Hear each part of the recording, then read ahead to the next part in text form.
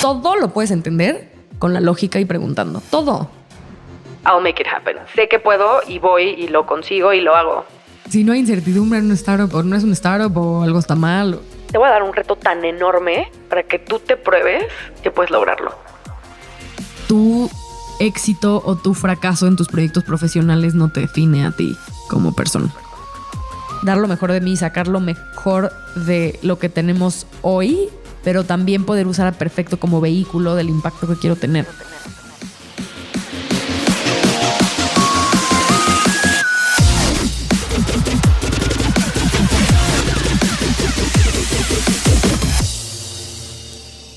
Hola, hola, hola, soy tu host, Robbie J. Fry, y este es otro episodio of The Fry Show.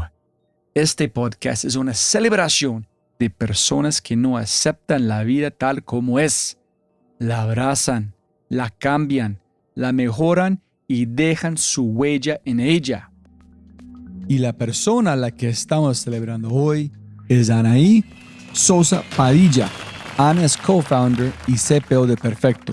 Perfecto es una startup que combate el desperdicio de comida a través de una suscripción a domicilio de alimentos imperfectos y de alta calidad a un precio accesible. Perfecto es parte de Y Combinator, Latitude y ha sido seleccionado como una de las 30 promesas de los negocios Forbes 2023. Y por favor, si estás en México o vives en México, puedes probar Perfecto usando el código FRY20 para 20% off por un descuento de 20% en tu primera caja. Ingresa a www.perfecto.mx perfekto.mx. Empezó su carrera en finanzas dentro del monstruo Unilever como parte del programa de crecimiento acelerado de trainees, movida por el mundo tech y con ganas, muchas ganas de generar impacto, entró a Uber en 2016. Solo 3 años después de haber abierto en México, ella fue responsable de diversas áreas de Customer Experience, Strategy and Planning y operaciones. Lideró los primeros pilotos de Uber Grocery en LATAM y más adelante la integración de Corner Shop a nivel regional, así como su lanzamiento y arranque en Costa Rica. En 2020, cumpliendo su sueño de emprender, co-creó la belleza que es Perfecto. Este podcast te enseñará que no necesitas saber nada para hacerlo todo. No necesitas saber de finanzas para administrar millones. No necesitas saber de productos para liderar producto en Uber. No necesitas entender la demanda de alimentos para iniciar un startup en alimentos. Lo único que necesitas son 3 cosas. 1. Un mindset de yo puedo y yo haré. 2.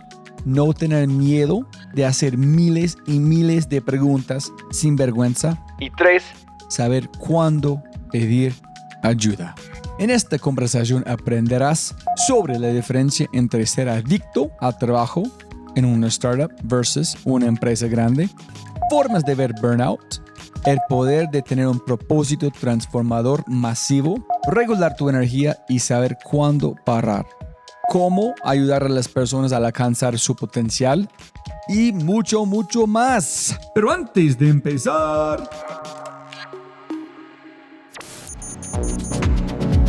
no olvides visitar thefryshow.com para los links al newsletter y más. Y por favor, si amas el podcast, comparte el episodio en tus redes sociales.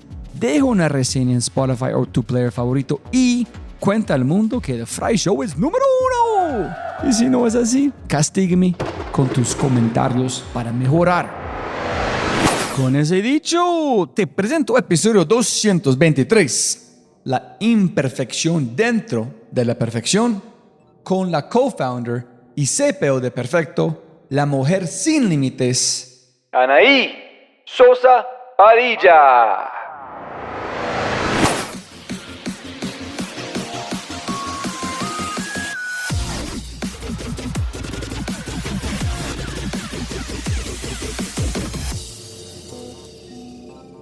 Sonido. Aló, aló. Hola, hola. Siempre puede ganar más plata, no más tiempo. Ese es como Disneyland para mí. Estoy muy feliz de estar aquí contigo. Muchas gracias. Gracias a ti. Castíganos quién eres, qué haces, qué es tu empresa, y de allá vamos a cualquier lado. Increíble, a ver a dónde nos lleva. Bueno, pues yo soy Anaí. Estoy ahora como cofundadora de Perfecto, que Perfecto la fundamos en enero de 2021. Ahora estamos justo cumpliendo 2 años de estar con la startup. La fundamos inicialmente mi socio Jan y yo. Él es de Suiza, vino a México a abrir una fintech y después nos encontramos en el camino porque queríamos pues crear una solución que ayudara a reducir el desperdicio de comida y ahora te puedo contar más de eso. Y bueno, pues ha sido un journey bastante interesante. Después sumamos a nuestro tercer co-founder que se llama Juan. Él igual es mexicano, tiene mucha experiencia en operaciones. Y bueno, yo antes de fundar Perfecto estuve en Uber casi 5 años, antes en Unilever de financiera. Entonces, bueno, en Uber ya traía también muy buenas bases de todos los temas de producto, operaciones, sobre todo la parte digital y temas de estrategia, planeación, customer experience. Digamos que yo traía un perfil mucho de todóloga que eventualmente terminó siendo bastante útil para crear pues lo que ahora es Perfecto. Hermanas, hermanos.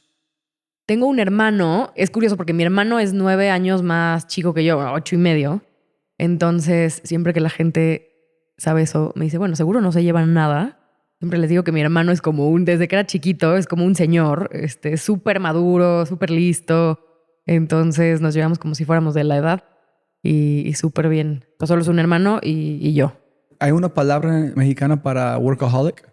Uy, sí hay, no la sé, como muy trabajador, pero... Sí, pero no tiene el mismo sentido. Sí soy. Sí, ese es que quiero...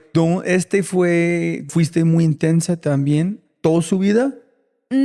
No, y esa es una pregunta interesante porque yo siempre he dicho, como yo veía a mis amigos, por ejemplo, que estaban en el ITAM o escuelas que son bastante más intensas, digamos, en términos de estudio.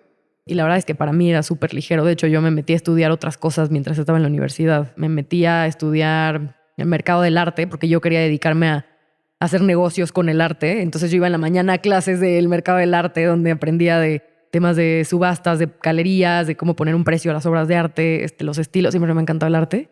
Y en la tarde ya tomaba mis clases de negocios. Luego me fui un tiempo de intercambio también a Italia y tomaba clases de otros temas. Entonces... digamos que era suficientemente flexible para que me diera tiempo a hacer otras cosas. Entonces no fue tan intensa la universidad para mí. Pero a donde iba yo veía a mis amigos que estaban en universidades súper intensas y looking back, digo, bueno, es que yo esa intensidad ya la pagué en el trabajo después, porque mi universidad fue como súper tranquila, pero en el trabajo arranqué desde mi primer rol en Unilever. Ese es cuando la chispa de ser intensa. Sí, o sea, ahí yo empecé con un tema de workaholic tremendo. ¿Pero por qué? ¿Y por qué Unilever? El mundo de arte es muy lejos de Unilever, ¿no? Fíjate que el arte es un tema que sigo teniendo muy como ¿sabes? En lo profundo de mi ser, de que en algún momento me gustaría hacer algo alrededor de eso, más como por hobby que por otra cosa. Pero en su momento, ¿sabes? Creo que esto no lo he contado, pero yo estaba muy confundida en la universidad porque soy una de esas personas que les gustan muchas cosas, ¿no? Como mucha gente. Sí, como a veces yo admiro gente, a ver, creo que son perfiles diferentes, pero yo admiro a veces gente que tiene tan claro, o desde la universidad tenía tan claro de yo quiero dedicarme a, yo voy por este camino de, no sé, name it, pero quizá tenían muy claro de, no sé, tengo una amiga que se dedicó a bailar ballet, otra amiga que se dedicaba a temas de restaurantes, ¿o no? Y a mí me gustaba todo. Entonces me gustaba el arte, pero también me gustaban los números, pero me gustaba la historia y me gustaba escribir y me gustaban también los negocios. Y entonces, pues también creo que eres muy joven, no el tema de la juventud, pero quizá te falta contexto en general del mundo para tomar una decisión como a qué te quieres dedicar cuando sales de la universidad y tienes que tomar esa decisión, ¿no? Pero pues yo estaba muy confundida. Me acuerdo que yo tenía un proceso en donde iba a entrar a ser periodista, imagínate. Porque yo decía, es que me encanta escribir y como esta parte más creativa. Y estaba al mismo tiempo en el proceso de Unilever porque era un programa de trainees en donde te rotaban de áreas y en 3 años te hacían gerente, ¿no? Entonces era como un programa súper atractivo porque pues, saliendo de la universidad y pensar, bueno, voy a ser como de top en Unilever y en 3 años me dan una gerencia, pues era súper atractivo y era en finanzas. Entonces, yo me acuerdo que hubo un momento en donde Pero no estudiaste finanzas. yo no estudié finanzas, yo estudié negocios Pero internacionales. espera. ¿Este parte de Unilever fue pasar por muchas áreas en terminar en finanzas o cada área fue un pedacito de finanzas? Cada área dentro de finanzas. Entonces, si tú fuiste a este lugar de producto, finanzas. Otro lugar, finanzas. Terminas en una área que te gusta más o uno, gerente, finanzas. Exacto. Y tú puedes escoger si querías entrar dentro del path de finanzas, dentro del de marketing, dentro del... Tú escogiste finanzas. Correcto, exacto. Creo que ¿Pero había por qué? HR, porque a ver, las opciones eran HR, no me atraía tanto. Marketing tampoco me atraía tanto. Y creo que el otro era como en logística, justamente. Y pues tampoco... Dije, a ver, de todo... A mí me encantaban los números. Siempre me ha encantado la parte analítica. Por eso te digo que soy rara, porque como que a veces me entra mi mood creativo, a veces mi mood analítico. Hoy en día lo aprecio un montón, ¿eh? O sea, hoy en día creo que lo he sabido capitalizar mucho para los roles que he llevado ya pues más avanzada en mi carrera. ¿Has leído el libro Range? Lo ubico, pero no lo he leído. Escuchándote, yo creo que nosotros somos normales y la gente que se encuentra en algo de una en siguen son raros. Yo creo, no tengo ni idea de los números de verdad, pero este libro hablan de unas como arrancan con un muchacho. En cada movimiento fue la misma cosa, la misma dirección, hasta ser la mejor en el mundo en algo. Pero nunca fue como un pinball. Y yo me sentí igual. Yo he hecho miles de cosas. Me echaron de 30 trabajos, miles de cosas. Y finalmente llega una cosa que está haciendo aquí que ni jamás podría imaginar. Entonces yo creo que somos normales. 100%, 100%. Y justo es cuando llegan cosas como lo de Perfecto en mi caso, en donde digo, bueno, todo hacía sentido, ¿no? Y entonces, si de pronto tengo que escribir un copy, y real, o sea, y como founder es una habilidad que es bien importante, el poder como ser muy camaleónico, porque de pronto si me toca escribir un copy creativo de una campaña de marketing, I can do it, ¿no? Y me siento muy confiada haciéndolo. O igual puedo armarme los financials, ¿no? Para una ronda de inversión. Entonces, es bueno sentirse cómodo. No quiere decir que todo el tiempo tienes que estar como haciendo todos estos roles que requieren capacidades diferentes. Y por otro lado, también creo que hay un riesgo en donde eventualmente you're not the best, ¿no? En esa área puntual. Y es un poco como el costo de oportunidad. Pero en carreras como la que estoy eligiendo yo, bueno, al menos por ahora me ha funcionado mucho como encontrarle este gusto a cosas que pueden ser súper creativas o súper como mucho menos tangibles o a cosas mucho más analíticas y numéricas y genuinamente le encuentro el gusto a ambas cosas, ¿no?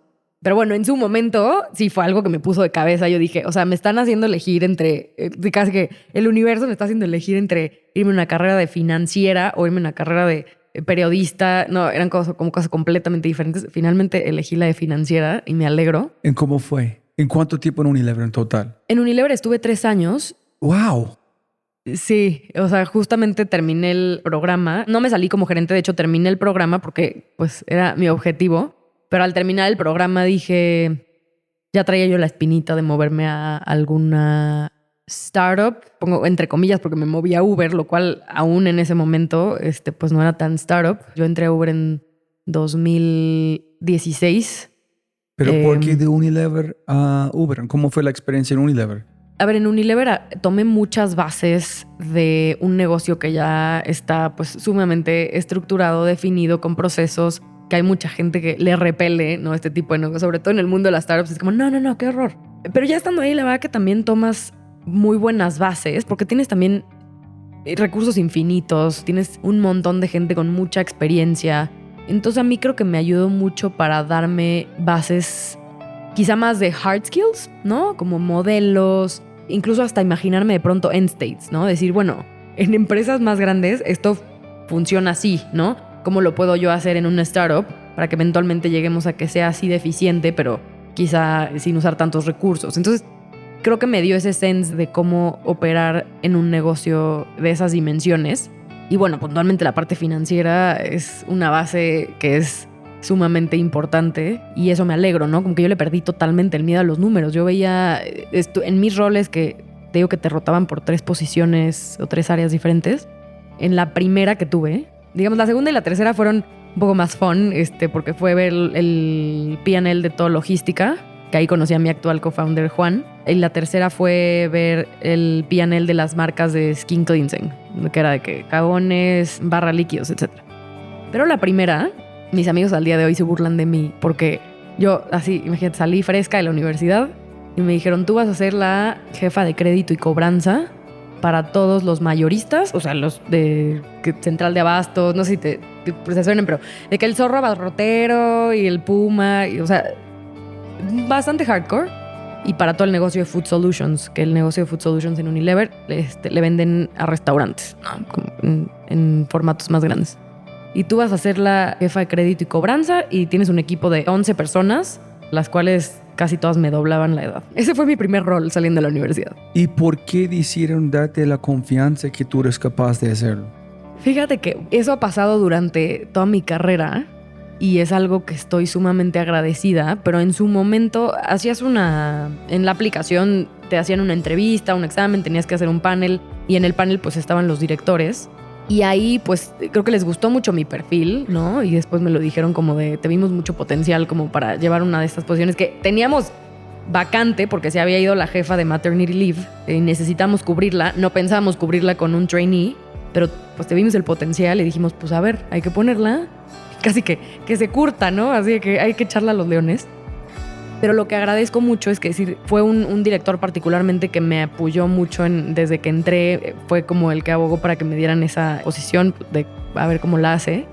Y ya en la posición me ayudó un montón. Era mucho como mi mentor, mi primer mentor profesionalmente hablando saliendo de la universidad.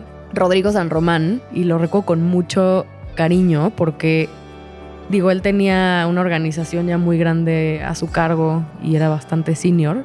Pero para mí en ese momento saliendo de la universidad era como decir wow, o sea, profundamente estaba agradecida de que alguien hubiera creído en mí, que hubiera creído en mi potencial y que me hubiera dado algo que para mí estaba tan fuera de mis capacidades de ese momento. Y la sufrí, pero aprendí como nunca. Yo creo que ha sido de los roles más retadores comparando, digamos, el momento de mi seniority con los requisitos del rol, ¿no?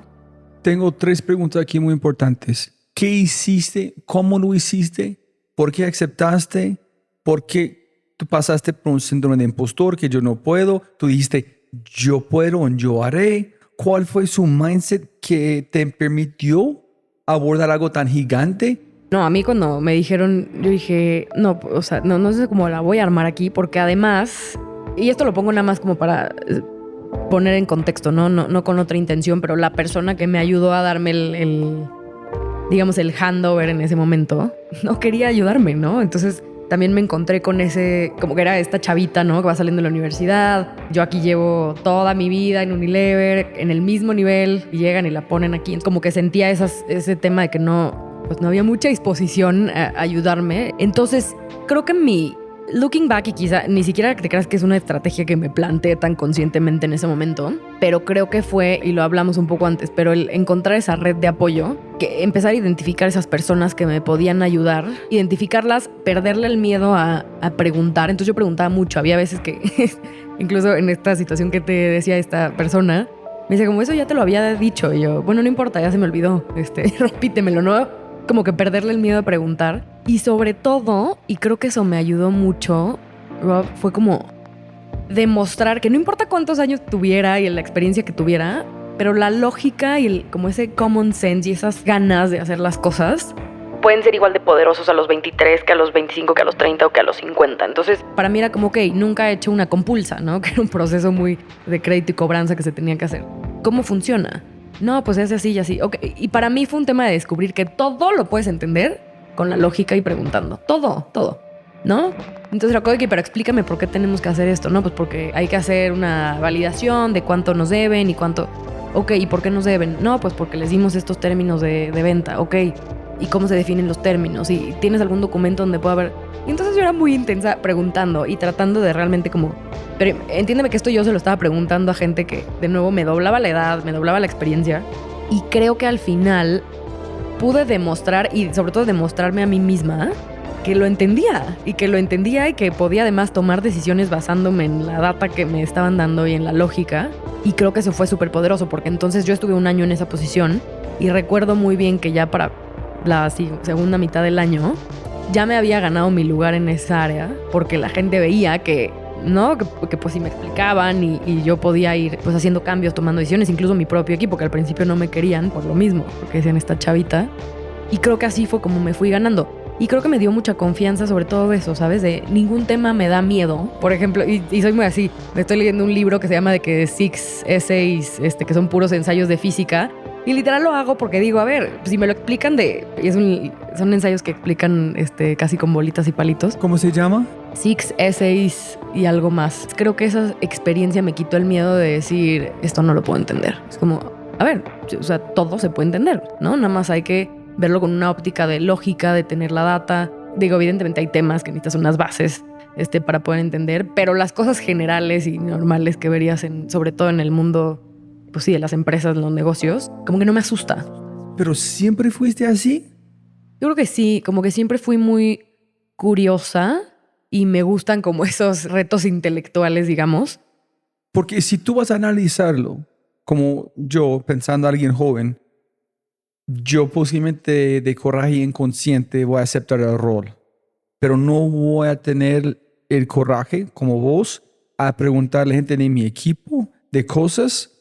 Voy a preguntar alrededor para llegar a ellos, para que ellos piensen que tengo el conocimiento, por no están dudándome. Entonces yo pregunto a ellos, estoy solamente dando más poder a ellos que yo no sé.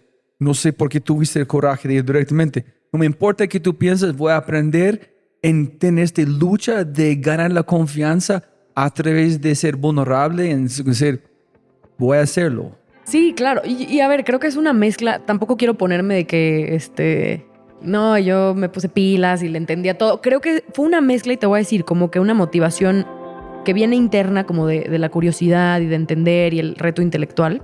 Pero creo que también había un factor, y hay un factor en mí al día de hoy, que es un tema quizá más externo, que lo he logrado ir calibrando, pero tengo que ser muy como honesta y vulnerable en esta parte. De toda la vida tengo esta necesidad como de demostrarme y de demostrar que puedo hacerlo, ¿no? Y en algún momento siento que se me ha pasado un poco de la raya, y ahora trabajándolo mucho, haciendo mucha introspección, terapia, además, entiendo hasta dónde, ¿no? Hasta dónde tengo que demostrar y que también no siempre tengo que demostrar y sobre todo entender que es demostrarme a mí. Pero yo sí recuerdo que en ese momento decía, si me pusieron en este rol, les voy a demostrar que puedo hacerlo. Y no sé cómo le voy a hacer. Y al final sí sé cómo le hice. Trabajaba, o sea, brutalmente. Trabajaba hasta las primeras horas de la mañana. No dormía bien, no comía bien. Y sí creo que sacrifiqué también un poco esta parte del balance que también hablamos.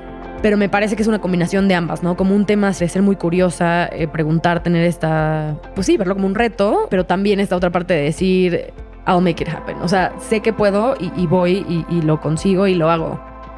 Pero claro, también es lo que te digo, ¿no? Hay que ir calibrando esta parte en la vida que te ayuda mucho para el push, porque yo he hecho muchas cosas, pues, en mi vida, por pequeñas que sean, pues, pero sí motivado por ese, ¿por qué no? Puedo hacerlo, voy a hacerlo. Y entonces agradezco mucho ese push que traigo, pero te digo, de nuevo, creo que también es valioso decir, hay que calibrarlo. Y a veces tal vez también se nos va un poco la mano y decir, no, o sea, no tengo ahora que demostrar. Pero bueno, en ese momento recuerdo que tenía ese, uy, y al final, ¿sabes? Pues es un monstruo que vas alimentando, porque entonces me decían, oye, o sea, qué espectacular, hiciste este rol, lo hiciste increíble, ahora lo vas a repetir en el segundo año. Y entonces ahí va de nuevo a la workaholic a repetirlo en el segundo año.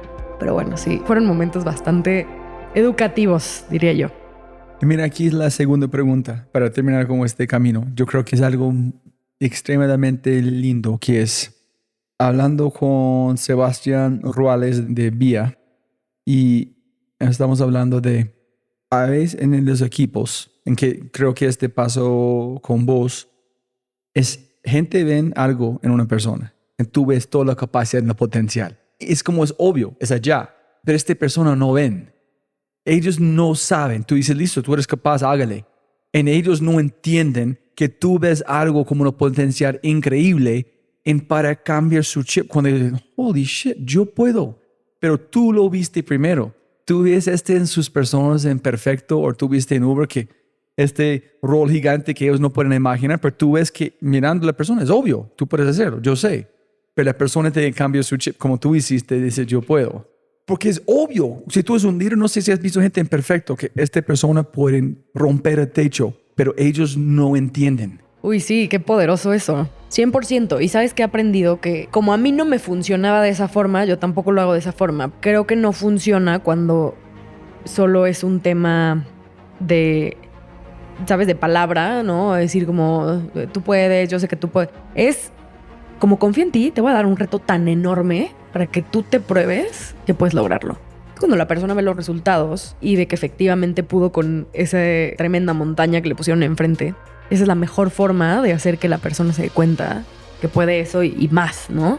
Obviamente como líder creo que también es delicado como esa línea en donde le presentas retos que parecen más grandes que su capacidad o le presentas retos que realmente truenan a la persona. Y eso es una línea que todavía, ¿sabes? Como navego ahí para entender, ¿no? En qué momento ya es too much. Porque también hay personas que no se sienten tan a gusto diciendo, oye, ya no puedo. Oye, estoy tronándome. Y van a seguir, y van a seguir, y van a seguir. Y tú les vas a seguir dando y dando, ¿no? Ni siquiera me refiero en temas de workload, pero en temas de complejidad. Entonces creo que como líder, eso es algo que viéndolo del otro lado, pues es casi que un sexto sentido, ¿no? Que tienes que tener para saber hasta dónde empujas, hasta dónde empujas. Y algo que aprendí es que no... Aprendí a disociar, digamos, la parte del necesito ayuda al no soy senior, ¿no? Yo al principio pensaba que si necesitabas ayuda o si decías, oye, no sé cómo moverme ya por acá, era una señal de que I'm not senior enough, ¿no? Y aprendí a decir, no, o sea, creo que parte de ese seniority es decir, oye, esto no sé cómo hacerlo. Esto nunca lo he hecho, armarte esos recursos y decir, oye, tú ya has hecho esto, cuéntame cómo lo has hecho, y ¿no? Y perderle ese miedo, y eso es algo que también como que hablo mucho luego me toca ahí dar mentorías o coaching, y eso lo digo mucho, como de, tú identifica tus gaps y ármate de esas personas que te van a ayudar a llenar esos gaps, ¿no? Tanto si quieres emprender como, sobre todo en ese aspecto. Y creo que eso lo aprendí justo diciendo, bueno, si voy a tomar retos que son mucho más grandes que yo, tengo que también tener ese seniority de decir, I need help, ¿no? En este momento. Y creo que eso me ayudó a sentirme más confiada en tomar esos retos, ¿no? Porque al principio creo que me costaba mucho más trabajo pedir ayuda. Pero es interesante. Cuando tú no sabías nada en ese gran reto, preguntaste a todo. Mente que tú tienes un poquito de confianza, tienes el miedo de preguntar. Entonces, yo estoy pensando, o sea, imagínate alguien con números que llega a su posición, que saben un montón, si tuvo la misma capacidad de preguntar, en ser vulnerable, a qué velocidad esta persona van a crecer. Claro. Pero al momento que tú sabes, tienes este miedo de no quiero ser como inferior, mostrar que yo no sé, pero allá es cuando es aún más importante porque puede ser mover de 90%, 94% requiere mucho más esfuerzo, ¿no? No, y no hay manera, o sea, digo, parece obvio, pero no hay manera que alguien lo sepa todo de su área, ni, no, hasta yo casi que no confío en la gente que parece saberlo todo y que lo ha vivido y lo ha conocido todo, porque pues incluso es un tema de falta quizá de humildad si quieres, pero hasta de curiosidad, ¿no? Como decir, oye, tipo, voy a poner un ejemplo, no es el mío, pero yo llevo toda mi carrera en finanzas, ya sé todo de finanzas. Pues no, quizá nunca te ha tocado hacer un M&A, ¿no? Entonces, pues es algo nuevo y creo que es parte de lo bonito, como que pues aunque te vas tomando más experiencia, pues hay que ser vulnerables y aceptar donde tienes esos gaps, ¿no? Y sobre todo, pues eso, como complementarlos. ¿Y por qué fuiste a Unilever? Si estás allá moviendo, no estás imaginando, voy a ser grande CEO de la América Latina o México, para ser como volando a todos lados, ejecutiva. ¿Nunca he pensado en eso? Fíjate que sí, en ese momento sí, mi career path era como que yo quería llegar a ser pues sí, como o la CFO o la CEO, ¿no? A ver, lo que cambió es, por más de que fue un reto que me hizo crecer mucho profesionalmente, no era algo que me emocionara de mi día a día, la rigidez de las finanzas como era en esas áreas, ¿no? Porque hay diferentes matices, ¿no? De cómo puedes, de roles financieros, pero particularmente un rol financiero en pues, FMCG, en ese momento me parecía algo mucho más rígido de lo que yo quisiera para mi carrera. Y en su momento yo tenía ahí como un par de amigos que habían entrado a Uber. Yo los oía platicar de Uber y yo decía, guau, o sea, ¿de verdad se puede estar tan enamorado de tu trabajo? Porque, digo, a mí me gustaba mucho lo que hacía, pero me gustaba lo que hacía y aprendía mucho, pero no me sentía apasionada. Y yo oía a la gente que estaba trabajando en Uber y decía, guau, o sea, ¿de verdad les apasiona lo que hacen? Se ve que pueden como experimentar, que pueden mover, cambiar. Acá pues no había tanta flexibilidad. Y de ahí me saltó la chispa. Mis papás pues son igual empresarios, están en la tecnología ya desde hace casi 30 años. Entonces sí, también yo traía como ese chip, ¿no? De decir, en algún momento quiero poner mi negocio. Y me pareció que un paso, ¿no? Que hacía sentido hacia allá era entrar a una startup y entender un poco mejor cómo funcionaba. Y pues ya, de ahí apliqué a Uber y me aceptaron. Y pues ya entré y estuve, pues te digo, casi 5 años que fui súper feliz. Realmente ha sido la mejor experiencia. Fue una experiencia que me enseñó mucho lo que es realmente crear algo, ¿no? O sea, con tus manos, como crear algo de cero y lo importante que es ser hands-on. Decir, si tengo que entrenar, voy a entrenar. Si tengo que armarme un playbook de cómo va a funcionar soporte, lo hago. Tengo que contrato. Aprendí mucho. A ver, yo creo la primera fue, yo entré justo para abrir Customer Experience y creo que ahí aprendí lo que es tener que ser súper hands-on, ¿no? Y era un tema de que teníamos que abrir el área para Latinoamérica y entonces sí, para mí fue un cambio de switch tremendo porque ahí sí no había playbooks, no había quien te dijera, mira, estos son los pasos, eso es lo que tienes que hacer, aquí está tu Excel, llénalo, ¿no? Nada, era como de, bueno, bienvenida, tenemos que abrir esta área y me tocó desde definir los procesos, ¿no? de soporte hasta ir justo volar a Colombia y entrenar a los agentes que teníamos ahí en un BPO, que era el third party de agentes de soporte. Y entonces volar y entrenarlos y hacer el material ahí de que para entrenarlos cuando yo nunca había visto Customer Experience, ¿no? Pero tenía que entrenarlos de que supieran qué decir, qué contestarle al cliente. Me acuerdo que me fui a imprimir un banner que decía como de Golden Ticket y lo pegué en la pared y yo de que quien tenga el mejor CSAT va a ser premiado con el Golden Ticket y esa fue mi primera experiencia. ¿Pero tú saltaste de finanzas a experiencia de cliente? Sí. Ya hablamos del... Otro bautismo de fuego. Ya hablamos del ping pong. Pues sí, como... Quería moverme a un rol que fuera... Eso tenía claro. Quería moverme a un rol que fuera mucho más de ejecutar, ¿no? O de estar ahí haciendo. Porque yo en finanzas todo el mundo ejecutaba y yo solamente veía como los números detrás de la pantalla y yo aprobaba budget o sacaba conclusiones de lo que había pasado, pero yo no lo hacía. Y yo decía, yo quiero hacer y que alguien más se encargue de ver qué es lo que está pasando, ¿no? Y entonces por eso entré a esa área de Customer Experience. Esa fue la primera experiencia donde aprendí eso, como el valor de arremangarte, ¿no? Y decir, voy a... ¿Por qué estás diciendo como 3-4 veces que tienes que estar ya con las personas? ¿En cuál fue experiencia de cliente? ¿Cuál fue tu rol? ¿Para hacer qué? ¿Que el conductor es más feliz? ¿Que hay un problema? ¿Cuál fue tu rol principal? ¿Qué tuviste que hacer? A ver, el rol puntualmente era armar el área de Customer Experience para Latinoamérica junto con un equipo. O sea, antes el soporte se llevaba desde el equipo de operaciones, ¿no? Entonces, imagínate, el equipo de operaciones es el que abre las ciudades. Ellos, cuando hay dudas de los clientes, ellos lo contestaban. Cuando había que activar a drivers, ellos lo activaban. Y todo se llevaban a operaciones. Pero empezó a crecer tanto la operación en Latinoamérica que naturalmente, y en Estados Unidos, en North America, ya lo habían separado. Entonces fue casi como copiar un poco lo que habían hecho en North America, pero orgánicamente era como necesitamos un área que se encargue no solo de ayudarnos a resolver todos los temas que tienen los clientes, sino a definir una estrategia, porque a algunos les reembolsamos, a otros no, a unos les cancelamos la cuenta, pero a otros no. Pero entonces necesitamos tener una estrategia de cómo vamos a tratar los diferentes casos y necesitamos a alguien que tome esas consultas, esos problemas, quejas, etcétera. Y ahí orgánicamente sale la necesidad de hacer el área de Customer Experience. Y fue como, ok, pues ¿quién la hace? Ok, pues aquí hay un grupo de ex-operations que pues van a empezar a hacerlo. Y en ese momento entré yo pues, como externa. Y ese grupo fue el que empezamos a hacer esa área. Hoy es un área, o sea, gigante. Yo creo que va a tener, no sé la verdad ya ahora, pero no sé, 5,000 personas, 3,000 personas en total en Latinoamérica, no lo sé. Pero, ¿qué sabías de experiencia de cliente? Yo pasé 5 años en Apple. Yo aprendí experiencia de cliente viviéndolo cada día.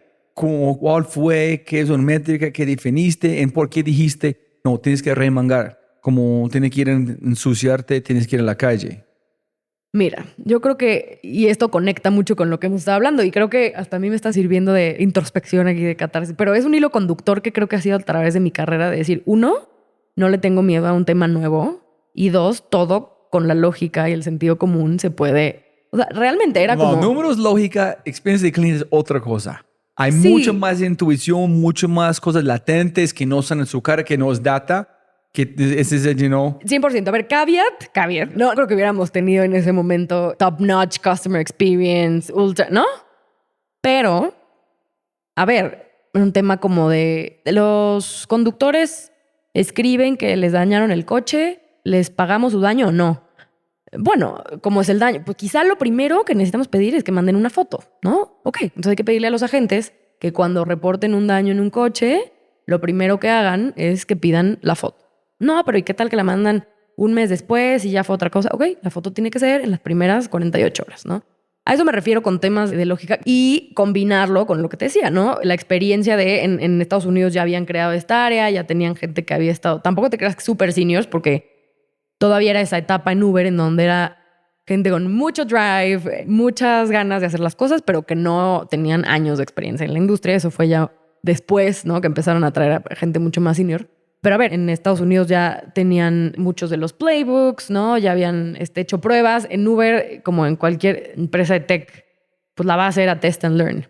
Entonces, ok, testeamos esto, vemos los resultados y de acuerdo a eso vamos pivoteando, vamos ajustando, ¿no? Si esto funciona, si esto no funciona. Y en Estados Unidos lo habían hecho mucho, entonces también tomamos mucho de sus aprendizajes. Pero creo que es eso, ¿sabes? Y voy a traer ahora un concepto que también creo mucho en eso y es como el ignorance bliss en ese sentido. Que es decir, bueno, como no sé lo complejo que se va a poner, por eso me estoy aventando a hacerlo. Y por eso puedo dar el primer paso y empezar a construir esto que después se va a poner muy complejo. Y me pasó lo mismo con Perfecto, ¿no? Viendo hacia atrás, digo, bueno, si hubiera sabido en ese momento lo complejo que eran las operaciones, perecederos, logística, no sé si no lo hubiera hecho, pero me hubiera, pues quizás sí asustado. Y creo que es algo que es muy real. Cuando no sabes, ¿no?, qué tan complejo se puede poner, pues simplemente avanzas y vas ajustando en el camino. Entonces, no sé, mira, yo no sé si estuvo bien, mal, si fue un poco naif, pero finalmente, pues creo que era ese drive de decir, bueno, ya aquí estamos, vamos a hacerlo como lo podamos entender y... Es como caos constante. Bueno, eso sin duda. That's the startup life. Yeah, ¿No? Como si no hay incertidumbre en una startup o no es una startup o algo está mal, ¿no? Porque esa incertidumbre, o sea, estoy saliendo de mi zona de confort, de lo que conozco, de lo que sabemos hacer. Pero bueno, a ver, también hay medios de contención y uno de ellos y el de los más poderosos. A ver, tengo dos como top of mind, pero uno es pues, la data, ¿no? O sea, inténtalo, pero tienes que sacar data out of it, porque pues si no, ¿cómo sabes cómo vas a iterar? ¿Cómo sabes si funcionó, si no funcionó?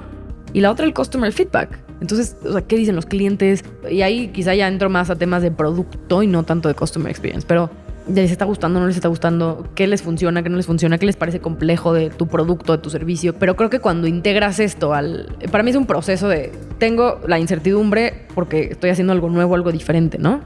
Pero entonces pruebo, pero de esas pruebas tengo que sacar data y tengo que obtener customer insights. Y entonces se repite el ciclo, ¿no? Y con eso vas iterando y vas como fortaleciendo, pues casi cualquier área, ¿no? Como desde operaciones o producto. Y métele ahí también como de condimento a esa receta el apoyarte de expertos. Y creo que es una muy buena forma como de de-risking cuando estás haciendo cosas que estás un poco como en el... Pues no a ciegas, pero sí, un poco como sin ver el full picture, ¿no? Quizá. Pero tú fuiste a la calle a hablar con los conductores. Sí, no, 100%. O sea, nosotros hablamos con conductores, con usuarios. De hecho, había un programa formal en Uber en donde se llamaba Uber Support. Ahorita me acordé y era muy divertido porque bueno, no a todos se les hacía divertido.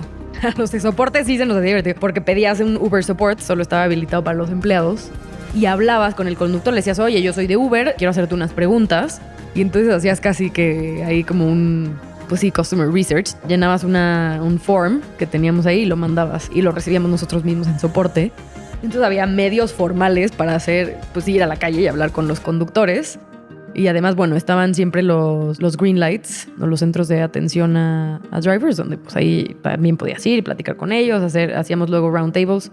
Me acuerdo de varios roundtables que hicimos donde invitábamos a los conductores con mejor calificación. Les decíamos, ¿quién quiere venir a un roundtable para que nos den feedback? Y felices iban y platicábamos. Y era increíble porque era también ponerle una cara a todos los procesos y la tecnología que veías detrás en el día a día. Y te decían, oye, y aparte era feedback súper valioso de, oye, ¿qué crees? Cuando acabo el viaje y le doy aquí en cerrar, no se puede porque está este botón. Ah, mira, no nos habíamos dado cuenta. Entonces sí, hacíamos eso. Creo que estaba mucho en la cultura de Uber como muy plasmado y también mucha data a nivel como masivo. Entonces creo que eso aprendí mucho como a la combinación de ambas. ¿Tú empezaste a tener los ojos brillando como sus amigos cuando tú estabas allá? ¿Igual? Sí. O sea, yo cuando entré yo estaba feliz. No, era una cultura increíble. porque era una oficina pequeña todavía. O sea, en la oficina de México yo creo que éramos poco más de 50 personas, pero por ahí. O sea, nomás no existía Uber Eats. Y eso yo no lo había visto antes. A ver, en mi carrera profesional yo llevaba 3 años no trabajando, pero yo nunca había visto, ni en mi carrera, ni antes en mis trabajos previos, esas ganas como de hacer algo grande, ¿sabes? Como, o sea, no había visto esos equipos que iban por todo y que decían, a mí no me importa, esto no es de mi área, pero yo lo hago. Y vamos a la calle y hablamos con drivers y lanzamos. Y los fines de semana seguimos viendo el proyecto, ¿sabes? Era como una garra, como un drive, que eso me enamoró desde el primer momento de Uber. Yo decía, wow, o sea, este equipo es súper apasionado y se contagia. Y además era un equipo bastante súper capaz y muy listos. O sea, en general yo me acuerdo que yo decía, oye, la gente aquí es brillante. Y entonces te ayudaba mucho como a ese stretch, ¿no? De querer estar a nivel. Y eso me pasó mucho cuando entré a Uber. Yo decía, wow, todo el mundo aquí es súper movido, súper inteligente, pero además muy carismático, ¿no? Entonces era como el all-star team. Y yo decía, no, pues yo tengo que estar a nivel. Y entonces te ayuda como para estar también constantemente retándote. Y eso yo creo que lo que más me gustó de Uber desde el principio. Y que sí, me volvió también una apasionada de la empresa. Pero 2 preguntas allá. ¿Por qué crees que podemos conectar perfecto? ¿Por qué crees que la gente fue tan apasionada si solamente está llevando gente de punto A a punto B? ¿Cuál fue el ADN de la empresa, la cultura? ¿Fue la capacidad de alguien puede entender cosas en tiempo real, ver sus resultados? ¿Fue como la cultura de acción, experimentación contra cualquier análisis, en el después análisis? ¿O fue la calidad de ser humano en este momento? 100%. Te voy a decir, para mí es una combinación de 2 cosas. Y no tiene nada que ver con lo que platicamos de experimentación, de hablar con el cliente, no tiene nada que ver. Eso es una forma en la que puedes lograr los resultados, ¿no? Pero ¿por qué la gente estaba tan apasionada?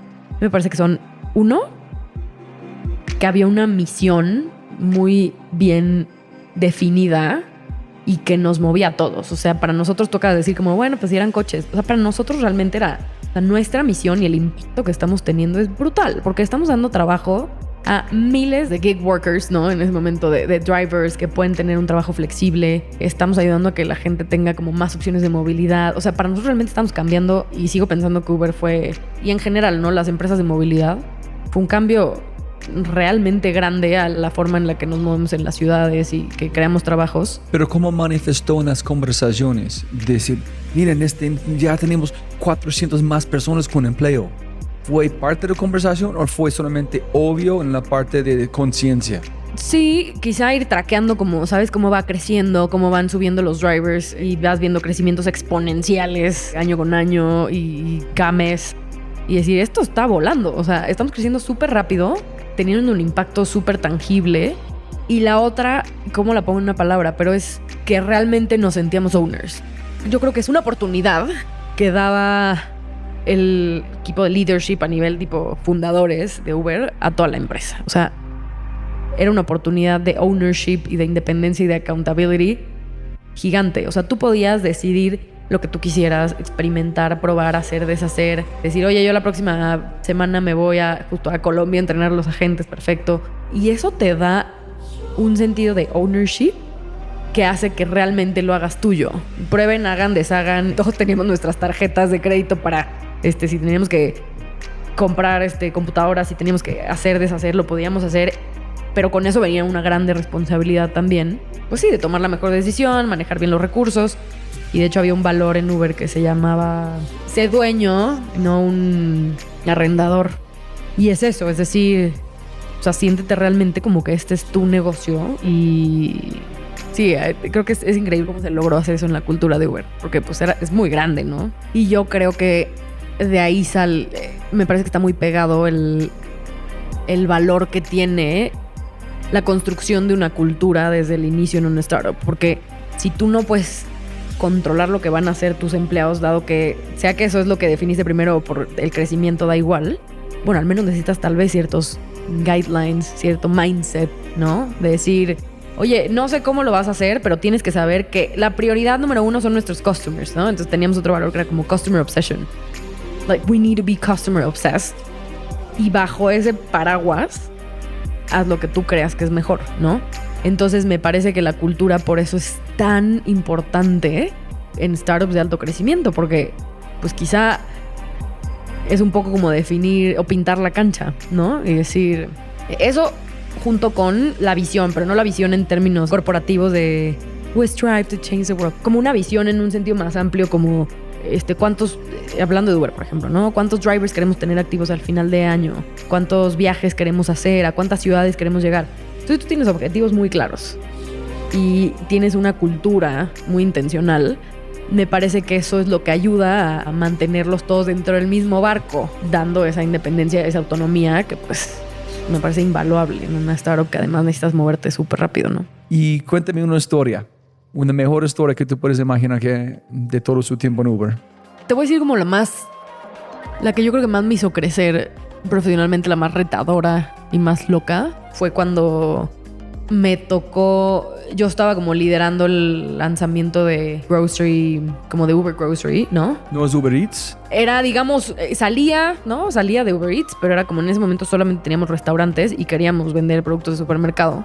Y eso terminó transicionando, yo ya estaba en ese rol y eso terminó transicionando a la adquisición de Corner Shop.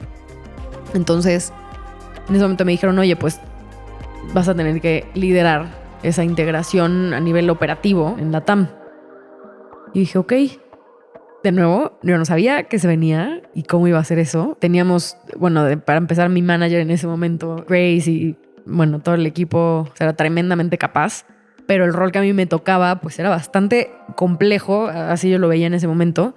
Y fue, yo creo que la experiencia más loca, porque yo no me imaginé que iba a empezar a tener que lidiar con temas de la COFESE, que no aprobaban el deal y que llevábamos meses y meses y meses y no se aprobaba el deal. Y entonces estábamos parados. Entonces teníamos que hablar teníamos infinite meetings con los abogados para volver a mandar otro memo y otro documento. Entonces me tocó ver temas legales, fiscales, de M&A con Global, cómo se vería la estructura, de cómo íbamos a integrar tech, o sea, era una cantidad de temas diferentes que finalmente creo que eso es lo que me catapultó para decir I'm ready, ¿no? Me sentía lista como ya para saltar a poner yo mi startup, porque realmente veíamos todos los temas alrededor de lo que era no solo la adquisición, sino la integración. Y yo creo que esa experiencia fue algo que sin duda no me imaginaba cómo iba a ser.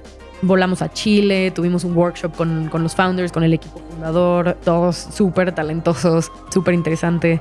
Pero, ¿sabes? Era como un mix de tantas cosas que yo sentía que se me iba a caer como de las manos en algún momento.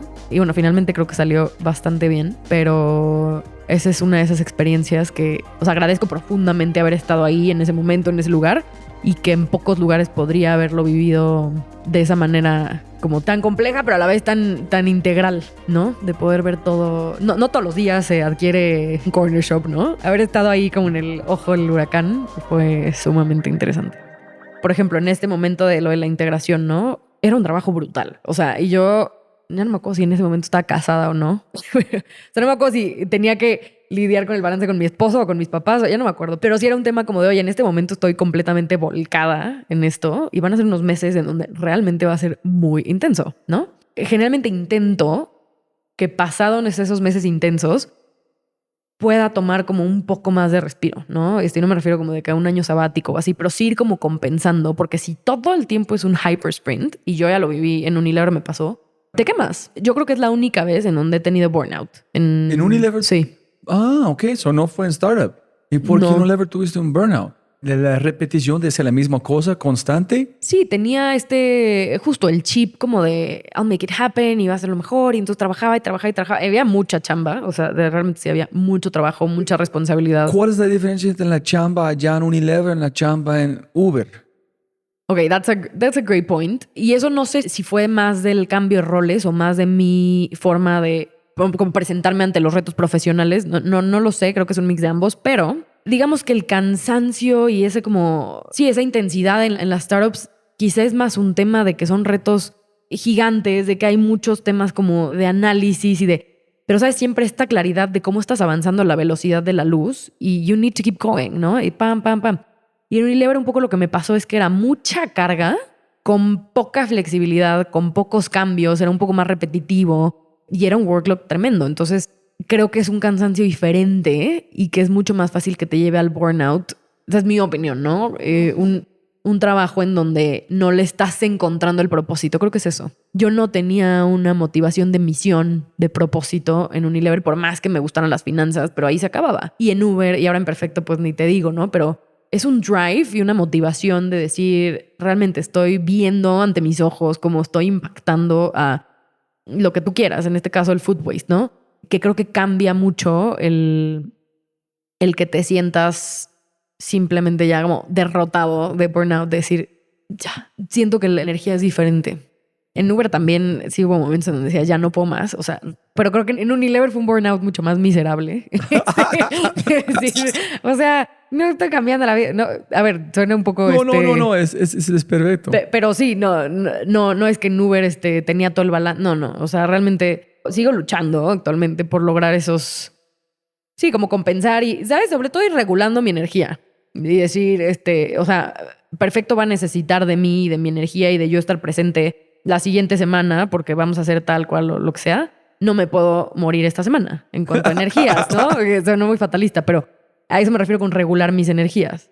O sea, si Perfecto necesita una Anaí entera la próxima semana, pues esta semana, ¿cómo hago para, no? Para que me dure esa energía? Y así el siguiente mes y el año y lo que sea. Un mensaje rápido de Quinto y de regreso al programa. Razón número 6 por qué debes usar Quinto. Las empresas invierten altos presupuestos en charlas, consultores y talleres con el fin de llevar a su talento a tomar acción. Llevar a las personas a tomar acción implica mucho más que una charla, implica más que un taller, implica cambiar sus hábitos. En Quinto, llevamos a las personas a tomar acción de la forma más fácil posible. Hacemos que tomar acción se vuelva un hábito y medimos el impacto. Creamos un proceso atractivo, obvio, fácil, que genera satisfacción. Imagínate lo que es posible cuando puedes medir la transformación y evolución de tu talento con datos, cuando sabes el porcentaje de activación de cada persona y puedes dar cuenta de sus acciones. No hay límite. Y para entenderlo, al final de cada podcast hay un mindset de Quinto esperándote. Así podrás imaginar el poder de cada mindset impactando a miles de personas dentro de tu empresa. Únete al Mindset Revolution. Ingresa a quinto.ai para probarlo por una semana en checkout para obtener Quinto gratis por un mes y cambie tu vida. Ingresa a quinto.ai para saber más y agendar una cita. KINNTO.ai Quinto.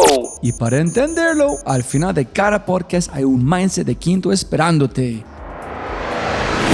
¿Tú hablas con alguien profesional? Como sobre tu energía, como un psicólogo. Claro. Yo empecé a ir a terapias con mi psicóloga, que será como hace unos 4 años.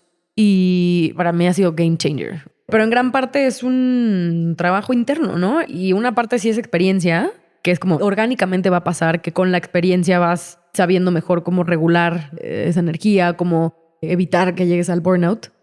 Pero me parece que la experiencia se queda corta y debe de haber un trabajo mucho más intencional y consciente de trabajarte tú internamente, ¿no? Y decir, o sea, ¿por qué? ¿Por qué estoy haciendo lo que estoy haciendo? ¿Cómo me siento? Escuchar a tu cuerpo, que suena muy, es como muy esotérico quizá, pero es muy real. No. O sea, tu cuerpo te dice cuando necesita un descanso, tu cuerpo te dice cuando...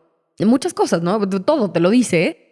Y eso sí me parece que no es algo que dejas a la ligera la experiencia y al mira, yo voy avanzando. ¿No? O sea, sí hay que meterse y hacer un trabajo interno y it's painful.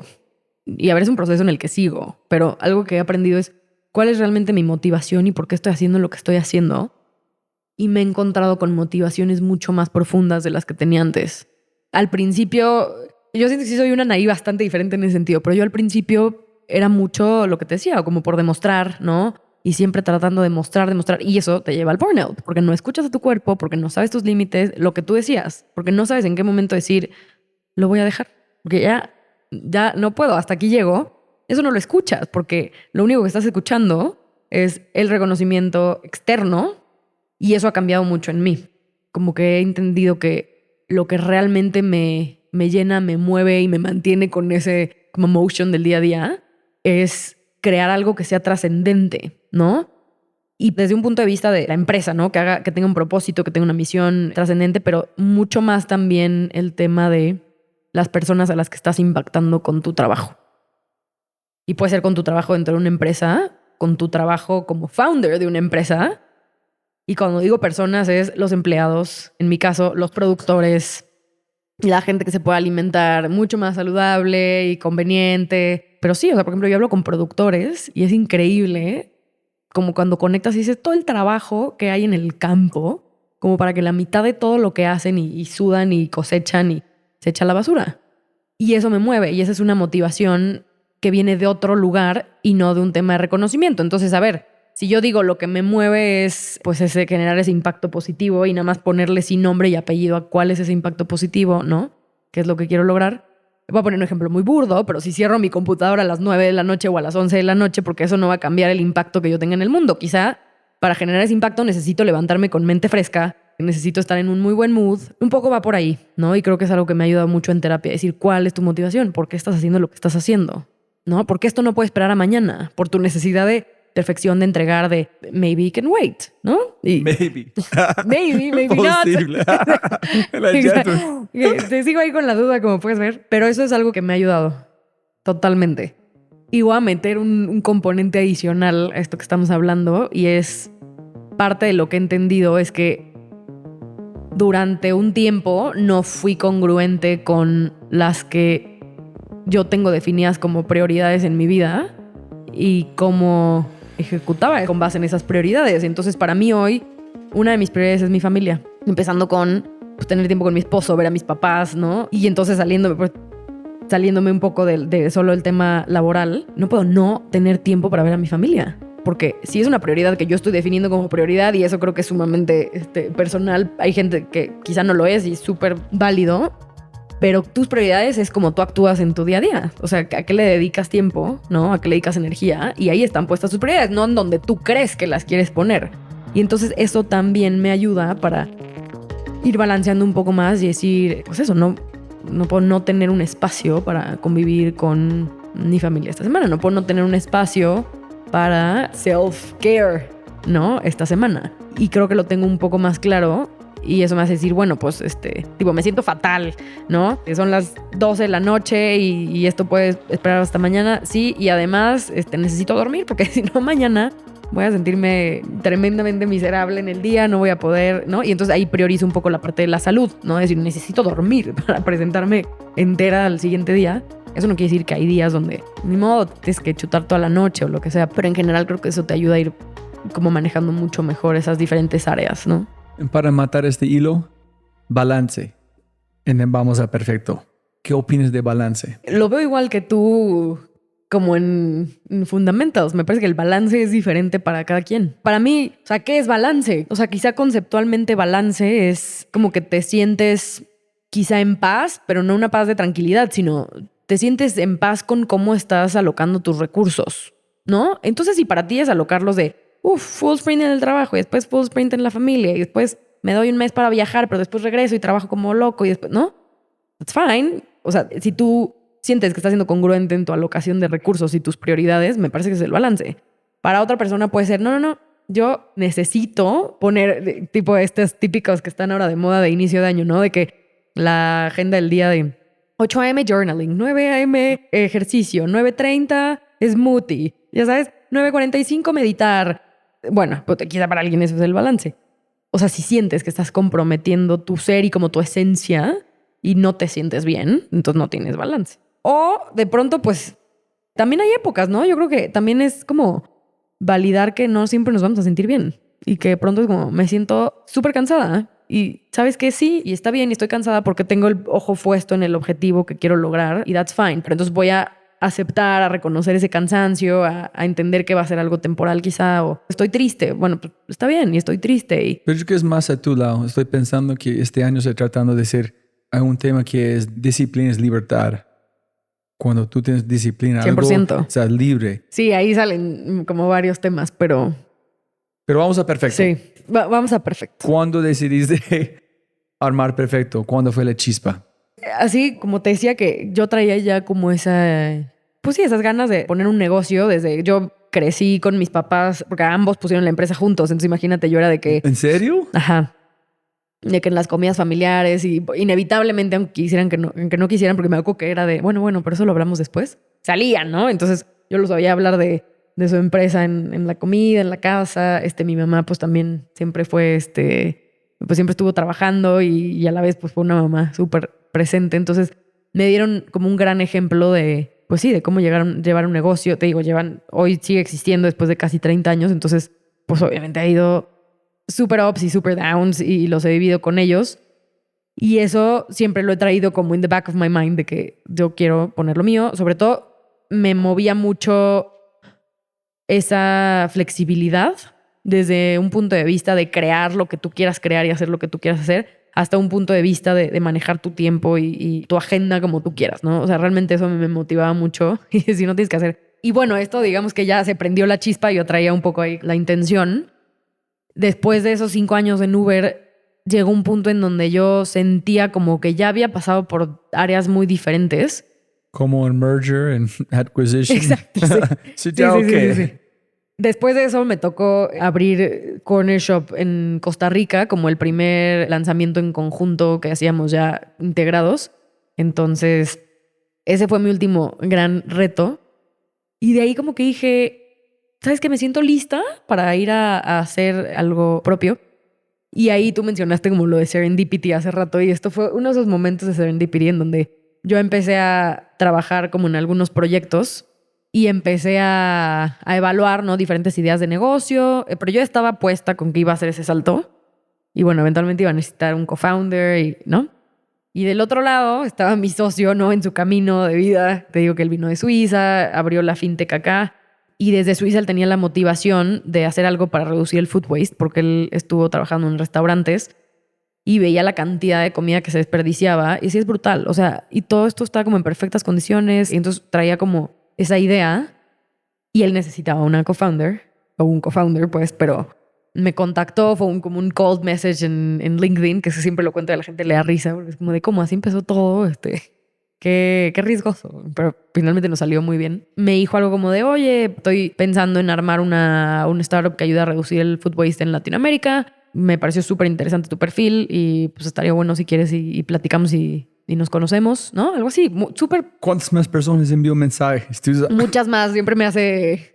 siempre me hace bullying de que casi que hizo audiciones. Porque me dijo, no, o sea, yo mandé a muchísima gente. Pues qué suerte que te contesté, pero ya, eso es ya más como de broma, pero algo en cómo me lo escribió y en su perfil, porque también pues obviamente lo revisé, porque ya sé, siempre hay mucho spam en LinkedIn y como que you just don't care, pero algo en su mensaje y en su perfil me hizo como mucho clic. En la parte del perfil yo vi que tenía mucha experiencia en fundraising, en crear startups con lo de la fintech, y yo no traía esa experiencia. O sea, Uber, entre comillas, era un startup, pero no, o sea, era bastante más scrappy lo que él había hecho y nunca había hecho fundraising at all. No, eso sí, no lo había tocado.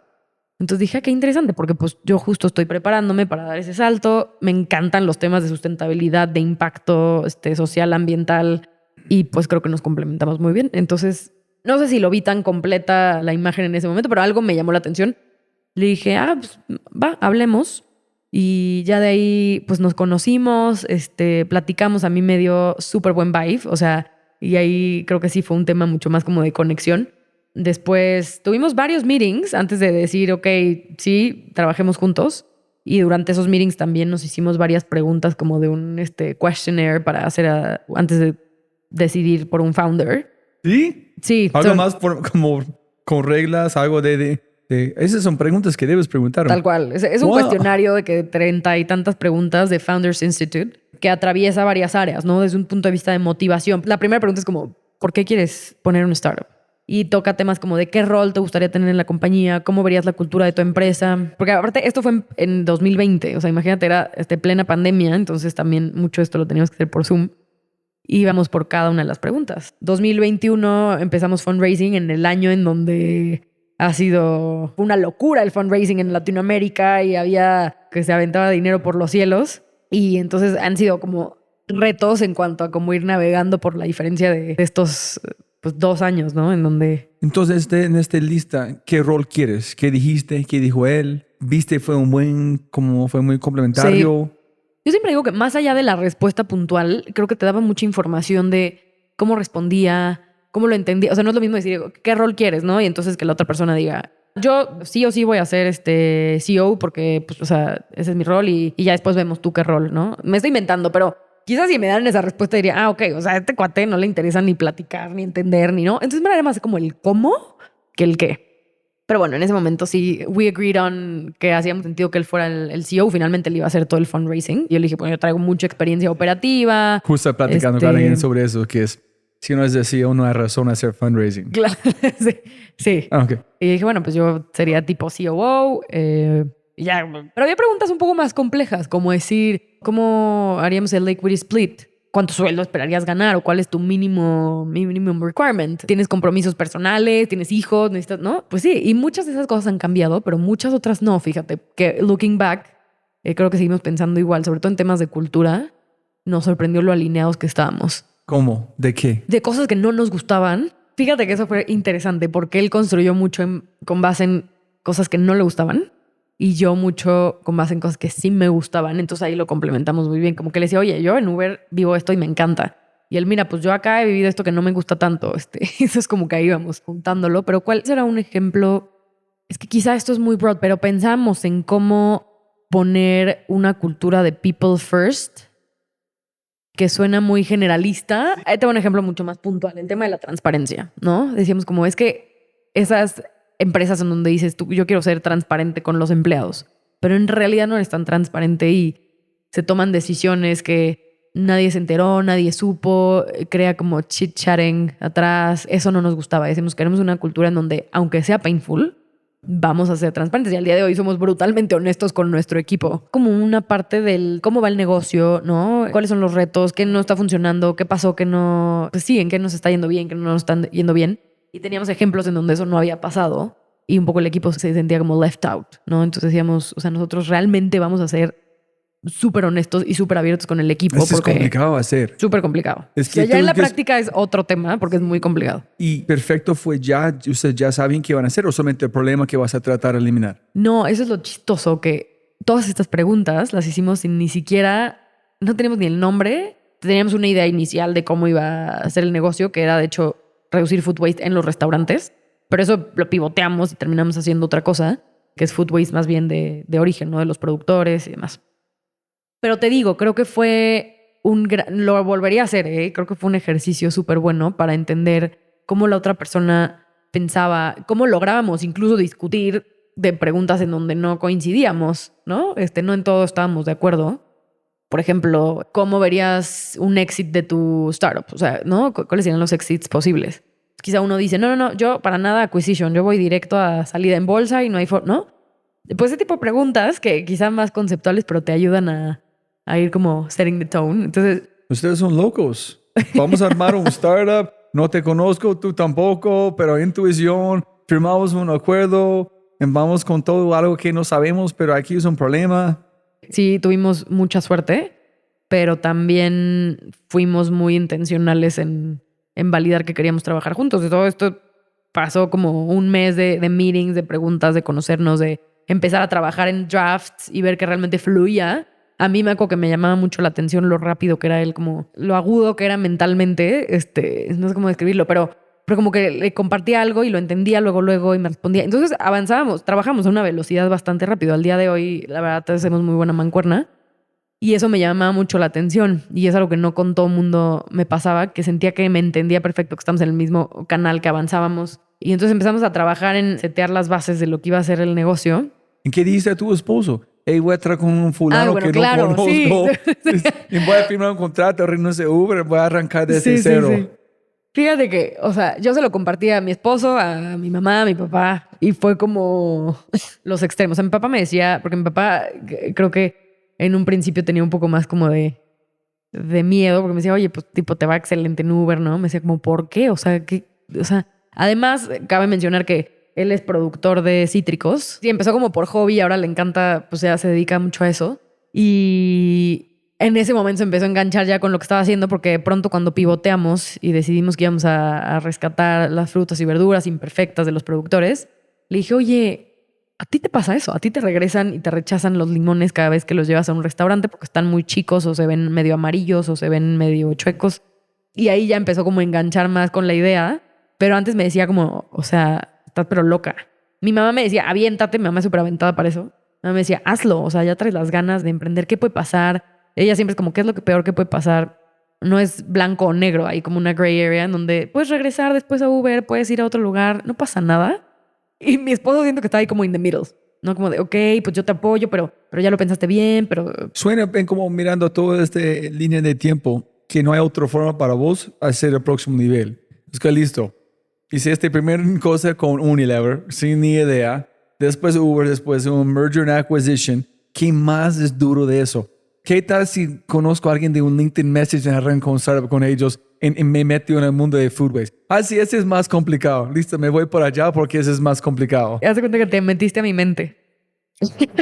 Sí, así fue pues mucho de aventarme. La verdad me ayudó mucho y ahí tengo que reconocer que me ayudó mucho mi mamá. O sea, mi mamá siempre ha sido... Yo soy muy cercana con mamá y antes de ir a terapia con una psicóloga formal, pues era mi mamá. O sea, que ella siempre fue como mi psicóloga en ese sentido. Y ella me conoce, me entiende tan bien que sé que sus recomendaciones no me las da a la ligera. Y en el momento en el que me dijo, go do it. O sea, de verdad, go do it. ¿Qué vas a perder? O sea, y entonces, ¿sabes? Como que eso para mí fue el último empujón y tengo que reconocerlo porque no fui solo yo. Dije, va, pues sí, ¿por qué no? Y me aventé, a ver, tampoco, creo que traía también hay una parte de medición de riesgo, porque yo seguía en Uber. Entonces, nosotros empezamos a trabajar juntos en diciembre de 2020, ya planteando lo que iba a ser perfecto. Lanzamos ya oficialmente en enero, o sea, también tardamos un año en lanzar la empresa. En enero 2021 entregamos nuestra primera orden y lo que sabíamos era que íbamos a hacer una suscripción. Desde el principio sabíamos que iba a ser una suscripción a domicilio de una caja con frutas y verduras imperfectas. Digamos que en noviembre fue todo como dating para conocernos de founders. En diciembre fue pues, como el layout de cómo lo íbamos a armar, de cuál iba a ser el problema que íbamos a resolver. Hicimos mucho research y dentro de ese research encontramos que en Latinoamérica la mayor parte de la comida se desperdicia como en la parte primaria de la cadena de suministro, ¿no? Que es pues desde la recolección, el transporte, incluso antes de que llegue a los restaurantes y a los supermercados, había una cantidad de desperdicio pues masiva. Y hicimos doble clic y dijimos, bueno, ¿por qué? Y ahí es donde entendimos que pues dentro de varias razones hay un rechazo por la estética de los alimentos, hay un mal manejo en la cadena y entonces se dañan, se botan. Incluso hay temas de excedentes de producción que como no consumimos de acuerdo a la temporada, termina quedándose, pues sí, como excedente y pues finalmente se echa a perder y se desperdicia. Entonces haciendo ese research fue cuando dijimos, ok, aquí hay un problema realmente grande que nadie está atacando hoy en... Pero logísticamente un camello. Logísticamente, o sea... Muy lejos hasta una puerta de alguien que puede actualmente consumirlo, que quieren consumirlo. Sí, y era como un arma de doble filo, digamos, ¿no? Como decir, mira, es que si logramos armar esta logística, esto tiene una barrera de entrada muy grande. No cualquiera se va a meter a hacer esto. Pero si no lo armamos, then it won't work. Ahí es donde en el camino, en el primer momento entró como advisor, que es el tercer co-founder, que se llama Juan. Y él entró como advisor porque yo trabajé con él en logística en Unilever y él llevó toda la logística de nacional y de freight en Unilever. Y después se movió a Walmart y era pues el que llevaba todo el e-commerce, la operación del e-commerce de Walmart. Entonces traía una experiencia brutal en operaciones y le dije, oye, ¿por qué no quieres ser nuestro advisor? Y entró como advisor y pues eventualmente se convirtió hace poco en co-founder y pues ya es parte del equipo fundador. Pero ahí es donde entra esa parte que te decía de nosotros dos. Hacíamos un gran combo juntos en cuanto a fundraising, launch, como digital operations, customer experience, tech, product. Pero teníamos un gap, ¿no? Ahí en la parte logística, lo identificamos y encontramos a alguien que nos iba a ayudar a cubrir ese gap. Y así es como hemos diseñado nuestras operaciones, que la verdad al día de hoy puedo decirte que estoy súper orgullosa del tipo de operaciones que tenemos porque son realmente lean, súper costeables y bueno, siempre que hablamos con inversionistas también se sorprenden de los números que tenemos en la logística porque es un modelo bastante bien armado. Cuéntanos cómo funciona. se basa en 3 áreas. Tenemos particularidades que no tiene cualquier grocery delivery. Y entonces digamos que en sourcing, pues nuestro valor o nuestro diferenciador, estoy hablando en temas estructurales, ¿no? De operación, no tanto de valor para el cliente. Adquirimos productos que de otra forma serían desechados, no todos, porque también hay muchos excedentes o hay otros que son normales, pero la base es que son productos que de otra forma el productor ganaría 0 pesos. Entonces, pues son productos que puedes adquirir a un costo mucho más bajo y entonces tener también muchos mejores márgenes, ¿no? En ese tipo de productos. Entonces, ese es el diferenciador, digamos, en esa área. Después, en fulfillment, como somos un servicio de suscripción, nosotros ya sabemos a quién le vamos a entregar y cuánto le vamos a entregar y qué le vamos a entregar en 2 días. Entonces, solamente compramos lo que vamos a entregar. Eso quiere decir que tenemos 0 inventario, 0 merma, 0 waste. Ahora con los empaquetados ya... ¿Ustedes ya sabían que es suscripción o llegaron a este? No, lo teníamos muy claro y yo también lo viví mucho en mi experiencia anterior de cómo, pues en general estos modelos están buscando moverse y subir este retention por medio de modelos de suscripción, pero ya es un modelo, digamos, complementario, ¿no? Y nosotros dijimos, vamos a nacer como suscripción y después damos la opción de que puedas comprar one time, pero ese es a donde se está moviendo el mercado, vamos a construirlo ahí. Entonces eso nos ayuda en el fulfillment para reducir nuestros costos de waste y de merma brutalmente. Y en el delivery, por el mismo modelo de suscripción y porque decidimos que íbamos a, también basándonos mucho en un modelo que fuera sustentable, decidimos que íbamos a entregar por zonas. Entonces eso ayuda a que para el delivery nosotros ya sabemos, igual, a quién le vamos a entregar, qué día le vamos a entregar, y hacemos entonces entregas consolidadas. Entonces digamos que el lunes cubrimos la zona norte. Entonces imagínate que en una calle podemos entregar 10 cajas y las entregamos ese día. Entonces nuestros costos de envío bajan brutalmente versus tener que on demand ir al norte y después al sur y después al este y después al oeste, ¿no? Entonces esta base, digamos, lo construimos desde el inicio para que fuera un modelo operativo con costos súper bajos y que nos permitiera también tener, que fuera con costos bajos, pero también escalable, ¿no? ¿Y quién hacen logística? ¿Ustedes también o contratan a alguien más para entregar? Lo hacemos nosotros, pero tenemos un modelo híbrido, digamos, en las entregas, en donde en parte son nuestros vehículos y conductores y otra parte es como con terceros, pero digamos como servicios de terceros en general. ¿Y quién están comprando? Pues tenemos un mix. Inicialmente había como un nicho de personas que estaban súper motivadas y sigue existiendo, pero hemos ampliado, digamos, el target. Un nicho de personas que estaban sumamente motivadas por reducir el food waste. O sea, es que tengas la oportunidad que desde tu casa, solamente en tu computadora, ¿no? Pidas, el onboarding es de 5 minutos y estás aportando a que reduzca el food waste. Era algo que movía mucho al consumidor de decir, claro, ¿por qué no? O sea, es más, hasta les emocionaba recibir frutas y verduras feas y raras. Y eventualmente, como también logramos dar un precio más bajo por el tipo de productos, también empezaron a buscarnos personas que están motivadas por el precio o que les motivaba la parte del beneficio al medio ambiente y se quedaban por el precio y decir, oye, pues a mí además me conviene. Entonces hoy es una mezcla en donde es un tema de clientes que nos compran por el impacto positivo, porque es un precio más bajo versus otras alternativas y además porque es conveniente y porque te llega a tu casa. De pronto, si no quieres escoger qué te llega, te suscribes y cada semana te llega una caja sin que tú tengas que hacer absolutamente nada. Entonces es muy conveniente y hoy no existe un modelo, digamos, de suscripción como tal, en donde pues todas las semanas te llega tu supermercado de frescos. Ahora ya tenemos más productos, pero en un inicio de frescos a ese precio. Y ustedes han hecho una ronda de inversión, ¿no? Sí, hicimos una pre-seed y fue la primera ronda que hicimos en Perfecto. ¿Y por qué la gente dijeron sí? Porque el negocio es loco. Pues mira, hay varias razones, pero creo que para aterrizarlo te voy a poner un ejemplo muy puntual, porque es bastante interesante que nosotros empezamos a operar en enero y para abril ya estábamos aceptados en Y Combinator. Llevábamos 3 meses operando, literal, llevábamos 3 meses de vida y aplicamos a YC. Y te pongo este ejemplo porque les pedimos ese feedback. Les dijimos, o sea, ¿por qué invirtieron y nos aceptaron a nosotros en YC? Y nos dijeron 3 cosas. Nos dijeron, la primera es el equipo de founders. Y eso es muy común cuando eres un early stage, ¿no? O sea, vemos el potencial, vemos lo que han logrado. Digo, obviamente, pues también te entrevistan, ven cómo tus respuestas. Entonces, lo primero es el potencial que tiene el equipo. Y eso generalmente, pues, es un factor que, digo, tú lo sabes, pues también hablas con muchos founders, pero finalmente, si esa idea inicial no funciona, pues puedes ir pivoteando, ¿no? Puedes ir ajustando el modelo. pero confías en que hay un equipo súper capaz detrás, ¿no? Que puede ir haciendo estos cambios. Entonces, esa es una. La otra que nos dijeron es que éramos súper scrappy. Y eso era algo que nosotros en un principio casi que queríamos ocultar porque era como, qué pena que estamos aplicando a YC y que llevamos todas nuestras operaciones en un Excel.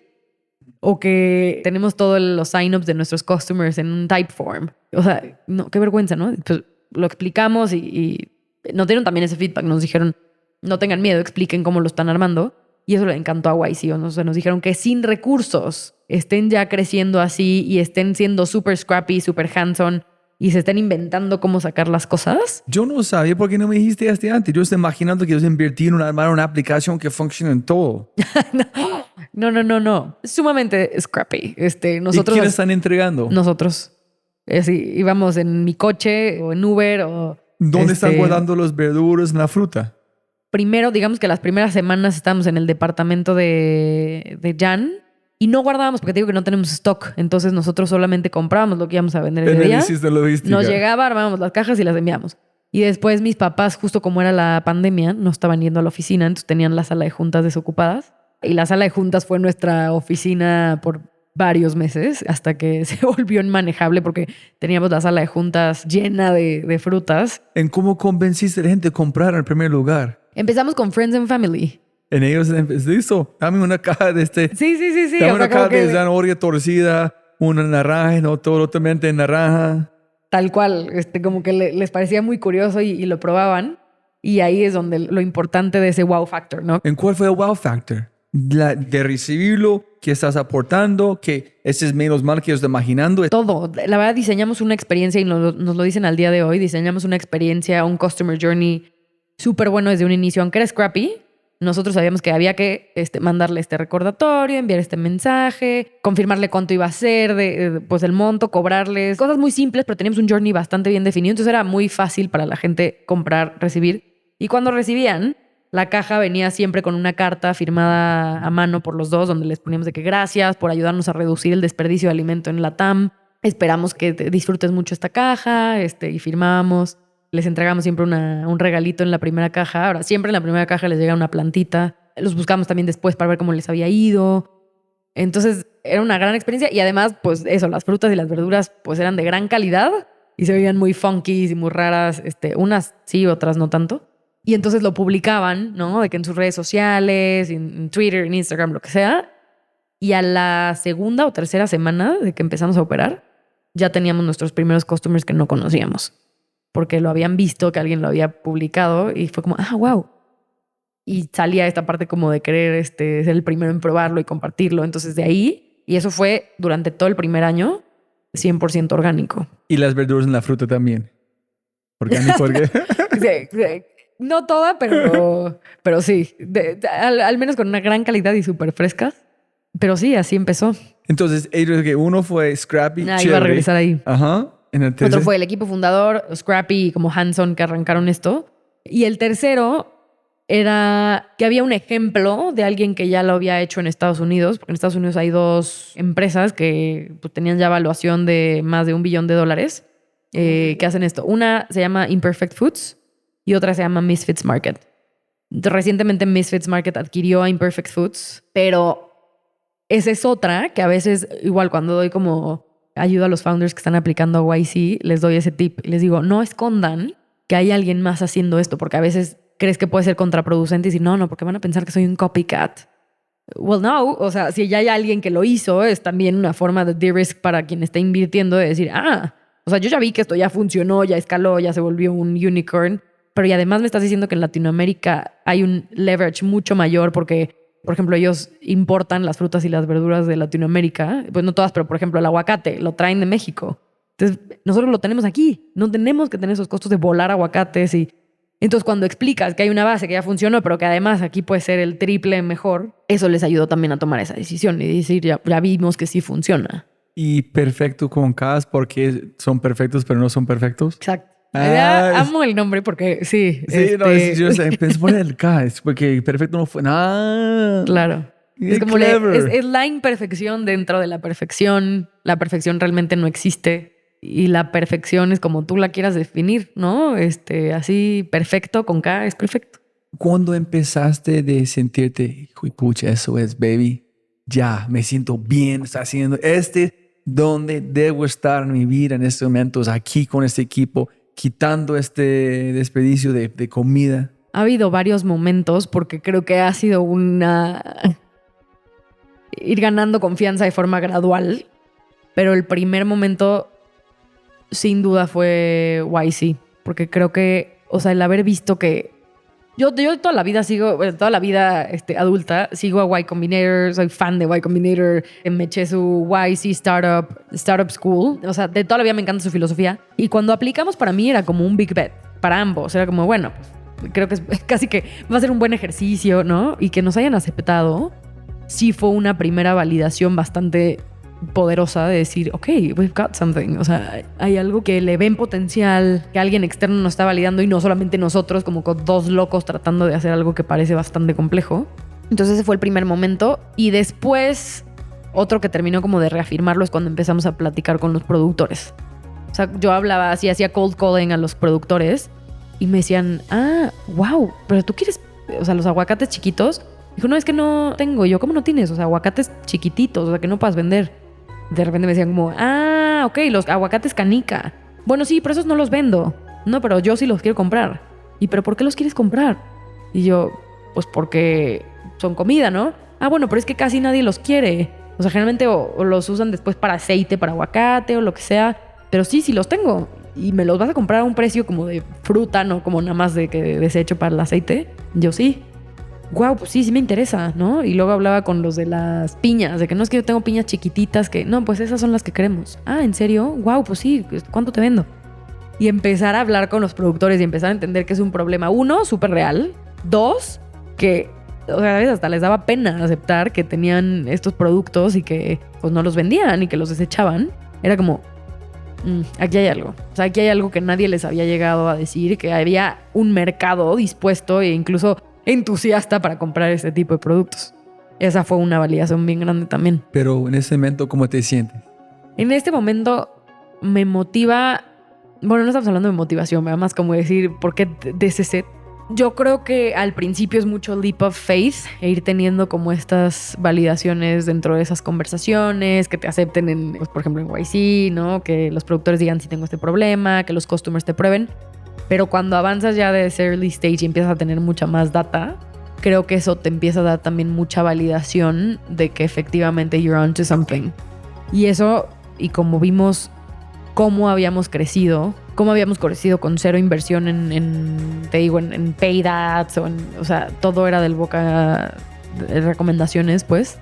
Ver el retention, ¿no? Que el 80% de nuestros clientes volvían a comprarnos en el siguiente mes. Ver que el CSAT, ¿no? También estaba como en tipo 4.7, 8. O sea, empezar a ver esas métricas y decir, ok, o sea, esto tiene mucha forma y mucho potencial y los clientes no solo lo prueban, sino se quedan y recomiendan y compran más. Entonces, eso es lo que hoy en día, de una forma quizá mucho más racional y mucho más objetiva, me hace ver que tenemos algo que puede ser super big. Pero más existencial. ¿Cómo te dicen como un ser humano? Like, sí, Unilever, Uber, todo. Aquí estuve en un momento. Ese es mi momento. Estuve aquí. Como te dice, es que es tu bebé, es tu empresa. Está haciendo algo que tiene un impacto. No es una bobada. Es de verdad ayudar al mundo con algo. Está creciendo. Estás apoyando a muchas personas.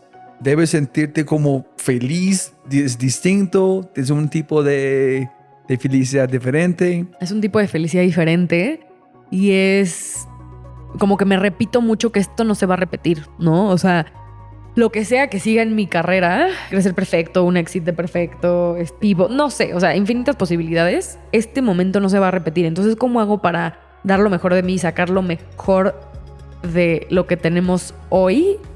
Eso me motiva mucho en el sentido de yo sacar experiencia de este momento profesionalmente hablando, pero también poder usar a perfecto como vehículo del impacto que quiero tener. Y ese es donde digo, this is it. Y qué mejor vehículo he tenido en mi vida que una empresa como Perfecto para poder hacer ese cambio y para poder mejorar los earnings de los productores, pero para poder darle trabajo a todo nuestro equipo que tenemos hoy y para poder hacer que la gente coma más saludable, que ahorre tiempo sin tener que ir a comprar. Todo esto, digamos que entra como en un blend, ¿no? De decir, este es mi vehículo actual por el cual puedo hacer el impacto. Y no sé cuál va a ser mi vehículo mañana, pero hoy por aquí lo voy a hacer. ¿Y cuánta más plata ganan los productores gracias a ustedes? Es algo de como, porque yo sé que ellos no ganan un montón. Muchos sufren. Yo no sé qué como tamaño está trabajando, donde, wow, gracias a Perfecto, un poquito más me ha ayudado a hacer mucho más con qué estoy haciendo.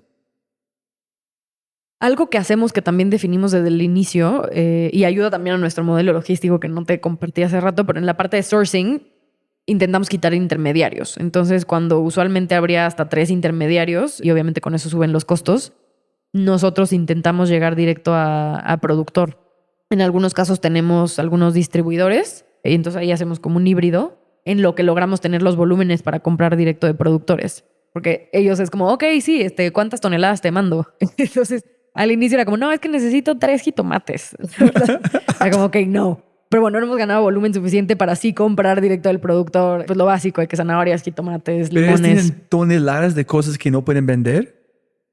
Mira, como sucede es que ellos tienen justo pues una gran cantidad de producto que saben que no van a poder vender y de pronto pues nos lo complementan con producto adicional, ¿no? Pero al menos todo eso que tienen de riesgo de no vender sí lo alcanzamos a drenar. Entonces es increíble para ellos porque entonces ya saben que tienen un canal por el que pueden drenar todos los limones chiquitos, verdes, amarillos, con semillas. Pero un productor normal de tomates, ¿cuántos están antes de ustedes que van a la basura? Mira, la realidad, y te voy a ser bien honesta, es que no hay tan buena data como puntual de cuántos jitomates.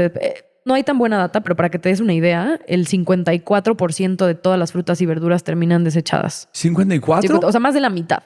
Sí, así.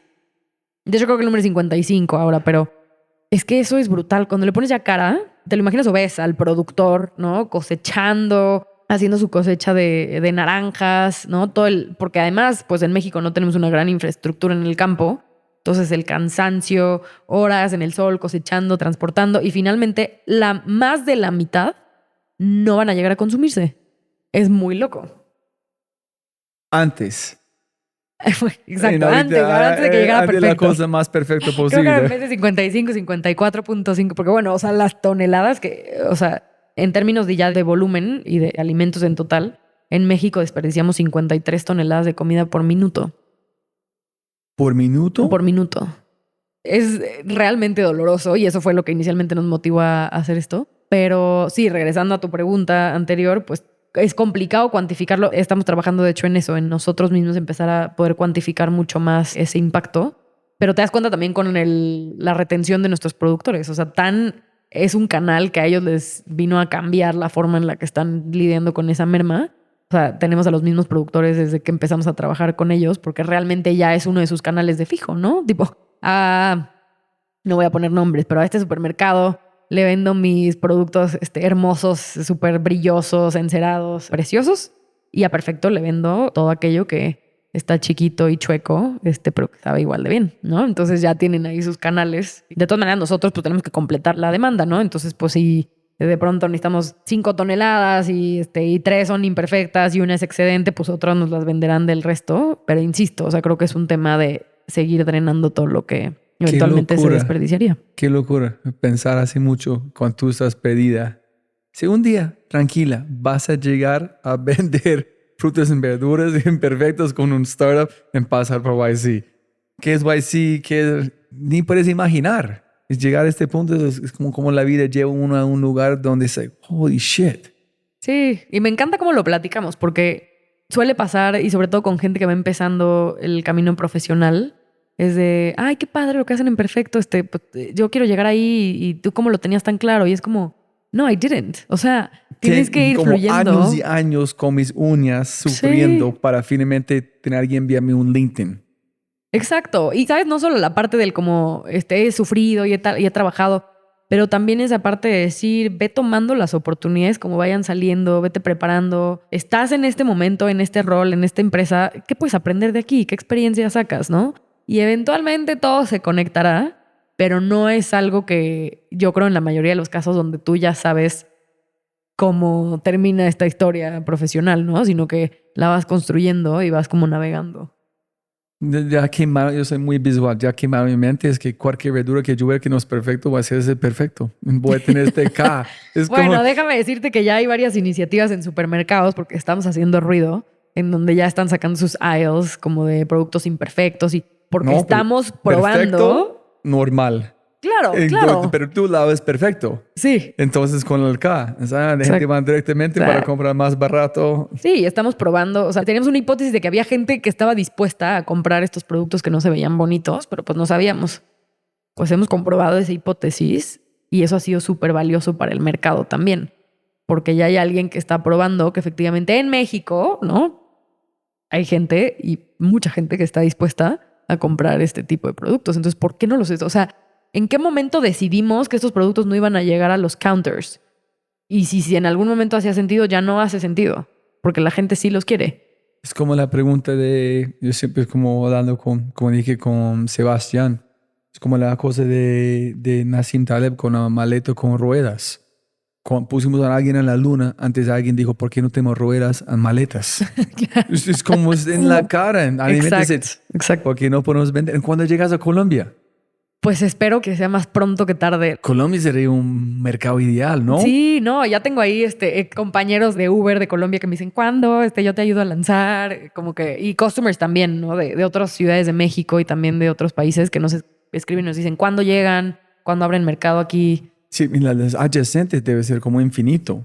Por ejemplo, un mini mercado como de países de aguacates. Me imagino que un montón de gente compraría aguacates en buto, grandes, imperfecto, si el costo de transportarlos. No, hay una infinidad de negocios adyacentes que puedes ir construyendo sobre la misma base, ¿no? Y fortaleciendo sobre la misma misión, la misma marca.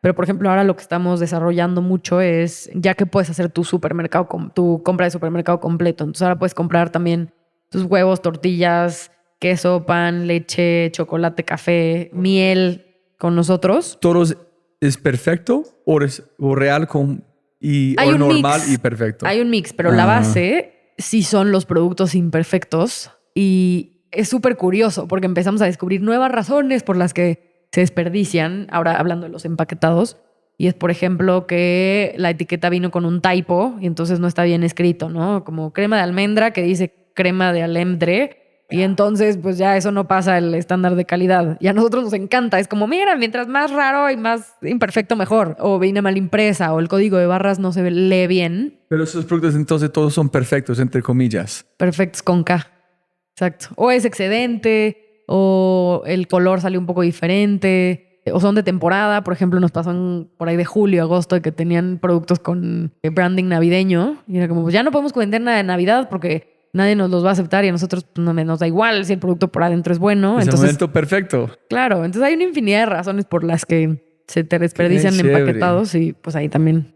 Qué chévere, qué chévere. Listo, últimas preguntas. Sí. El mejor feedback que has recibido en tu vida que actualmente aplicas. Puede ser de YC, de algo que alguien, wow. Empezar, no es como algo, oh, qué chévere este quote o frase, prácticamente aplicas en tu día a día. No sé si es el mejor porque, o sea, el único mejor porque he tenido la fortuna de recibir muy buen feedback y he aprendido a realmente escuchar ese feedback.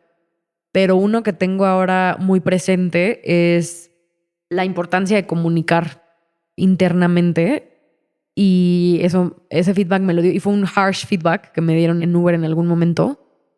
A veces me pasaba que iba tan rápido, como que avanzaba, iba rápido y o de pronto algo no salía bien y entonces era muy hands-on de que lo voy a solucionar y ya cuando lo solucione ya les digo que quedó solucionado. Y en el Inter existía como ese gap de decir, ok, no pasa nada que esto no funciona, comunícalo, compártelo, pide ayuda, regresamos como a esa parte de pedir ayuda. Y entonces we're all on board. Como que era mucho más de lo voy a solucionar yo, ¿no? Porque I mess with it y yo lo soluciono y yo avanzo. Y me acuerdo que una vez justo una de las personas que admiraba mucho en Uber me decía, si no hay avance, that's news. Si algo salió mal, that's news. Si algo salió bien, it's news. Pero súper importante que estés over communicating. Y yo tenía a veces mucho miedo de caer en ese como over communicating en el sentido de que fuera mucho spam, ¿no? De mandar un mail, pero además comunicarlo en el All Hands, pero además hacer una junta, pero además... Y aprendí la importancia de over communicating, entre comillas, porque ahora he aprendido que there's not such thing as over communicating. No, yo tal cual en Apple, cada día hablamos de las métricas que tenemos que vender, etc. Cada día, antes de arrancar, así. Y mi jefe dice, weón, ya sé. ¿Por qué estamos repitiendo? Y dice, eso es, cuando tú estás enfermo de escuchar la misma cosa, entiendes.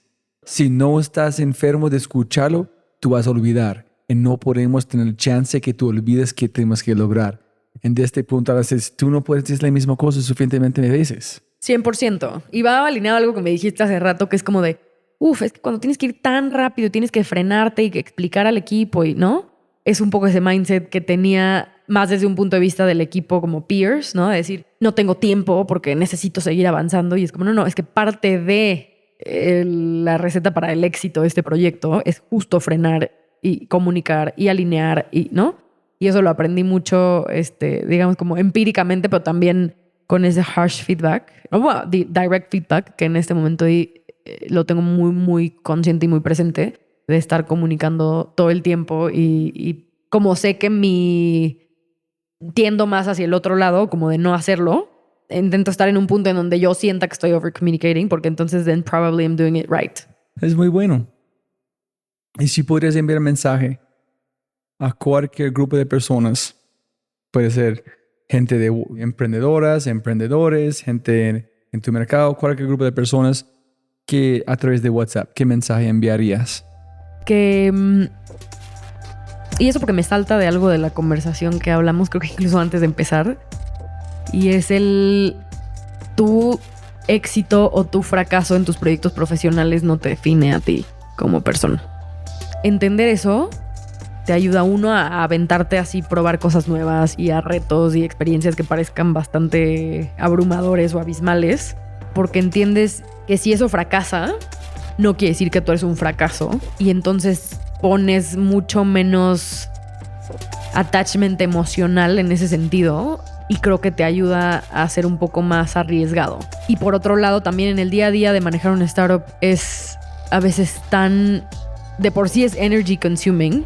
Si no logras separar lo que eres tú y lo que tus capacidades, tus strengths, tus opportunities, ¿no? Si no lo logras separar de lo que está pasando en la empresa, se vuelve una montaña rusa emocional que te drena y te chupa toda tu energía, ¿no? Si un día a tu startup le va bien y tú dices, I'm on top of the world y soy súper capaz, pero al día siguiente no le va bien por cualquier cosa y entonces tú te sientes un loser y te sientes que de verdad no vales, no puedes hacer tu trabajo bien, creo que es bien complicado y es poco sostenible cuando estás armando algo como un startup que va a tener tantos failures naturalmente y va a ser más complicado aventarte. Entonces ya lo hice más largo, pero compartiría eso, ¿no? Como decir, tus proyectos, arriésgate y ten en mente que el outcome de tu proyecto no te define a ti como persona, ¿no? ¿Olvidamos de mencionar algo? Pues no, creo que ya platicamos No, es increíble. De bastantes cosas. Listo, siempre puede ganar más plata, pero no más tiempo. Muchísimas gracias por su tiempo. Gracias.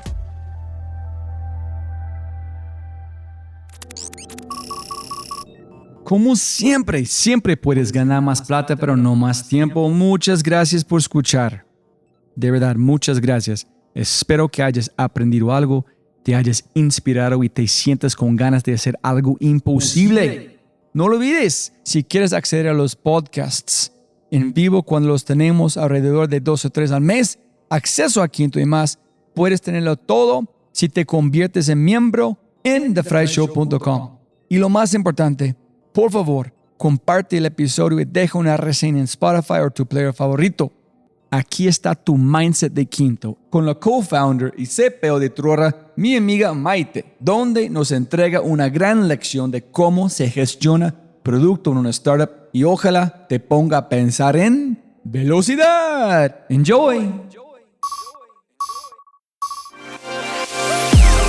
Creo que es el reto de todo product manager. Priorizar las quejas o los requerimientos, porque muchas veces son quejas muy valiosas, ¿no? Mentalmente lo puedo hacer cuando son requerimientos que entiendo la tecnología detrás y sé cuánto nos falta para llegar ahí. Entonces, una cosa que pasa mucho es un requerimiento para el cual yo sé que tengo alguna restricción que tengo que hacer antes. Oye, quiero integrar este otro servidor. Bueno, yo en mi mente sé que primero tengo que permitir integraciones, luego integraré la que me piden y luego la haré bonita. Entonces, eso ya son muchos meses. Pero siempre lo que intentamos hacer, porque al principio, cuando empiezas como startup, entonces los primeros años de Trora nos guiamos mucho por ciertos clientes, que cuando construyes un producto es como este cliente que es tu beta launcher, es el que le crees un poquito más y al que le haces un poquito más de caso a sus requerimientos. Generalmente también es uno de los que te trae más revenue, entonces como que hace sentido. Pero ya ahorita que tenemos muchos clientes, lo que intentamos hacer es, si tú me pides un requerimiento, yo digo, perfecto, se lo vamos a pasar al equipo de producto y lo que intentamos hacer es hablar con mínimo 5 clientes que tengan la misma necesidad. Entonces, todo un trozo de discovery, de preguntarle a clientes, entender necesidades, para ver si es un caso de uso que solo le va a servir a un solo cliente o si le puede servir a muchos clientes. Esto es cuando son requerimientos de realmente lo que se llama un feature nuevo, algo muy distinto en tu plataforma. Y cuando es algo de un fix, no me gustó el botón, el color no me funciona, me gustaría que cambiaras esto de orden, ahí ya también metemos a mucho criterio de los PMs que también se sientan mucho con el equipo de ventas, cómo lo ha percibido el usuario en general, o si hay quejas o números de CX. Sí tenemos análisis en la plataforma como Google Analytics o Hotjar, lo que sea, para ver cómo se mueve un usuario, pero cada vez menos intentamos hacerle caso a feedback puntual de una persona, a menos de que sea muy alarmante. Entonces sentamos a alguien de producto a revisarlo con ellos y vemos las grabaciones de cómo se mueve, si le está bloqueando su trabajo final. Pues definitivamente siempre es algo que debemos de estar mejorando y optimizando, porque también a veces te pasa que se quejó una persona, pero es una cosa tan importante o tan bloqueante que le deberías de poner mucha atención. Entonces, ahí es donde el criterio y que los PM se comuniquen entre ellos, todo es un desastre. Si disfrutaste este audio, mira lo que las empresas están haciendo para inspirar, medir y crecer los aspectos más importantes de su cultura. Mindsets extraordinarios de personas extraordinarias en las manos y oídos de miles. Solo toma 1 minuto para cambiar tu vida. Ingresa a quinto.ai para probarlo por 1 semana y cambie tu vida. Quinto.ai. www.kinnto.ai. Quinto. Siempre puedes ganar más plata, pero no más tiempo.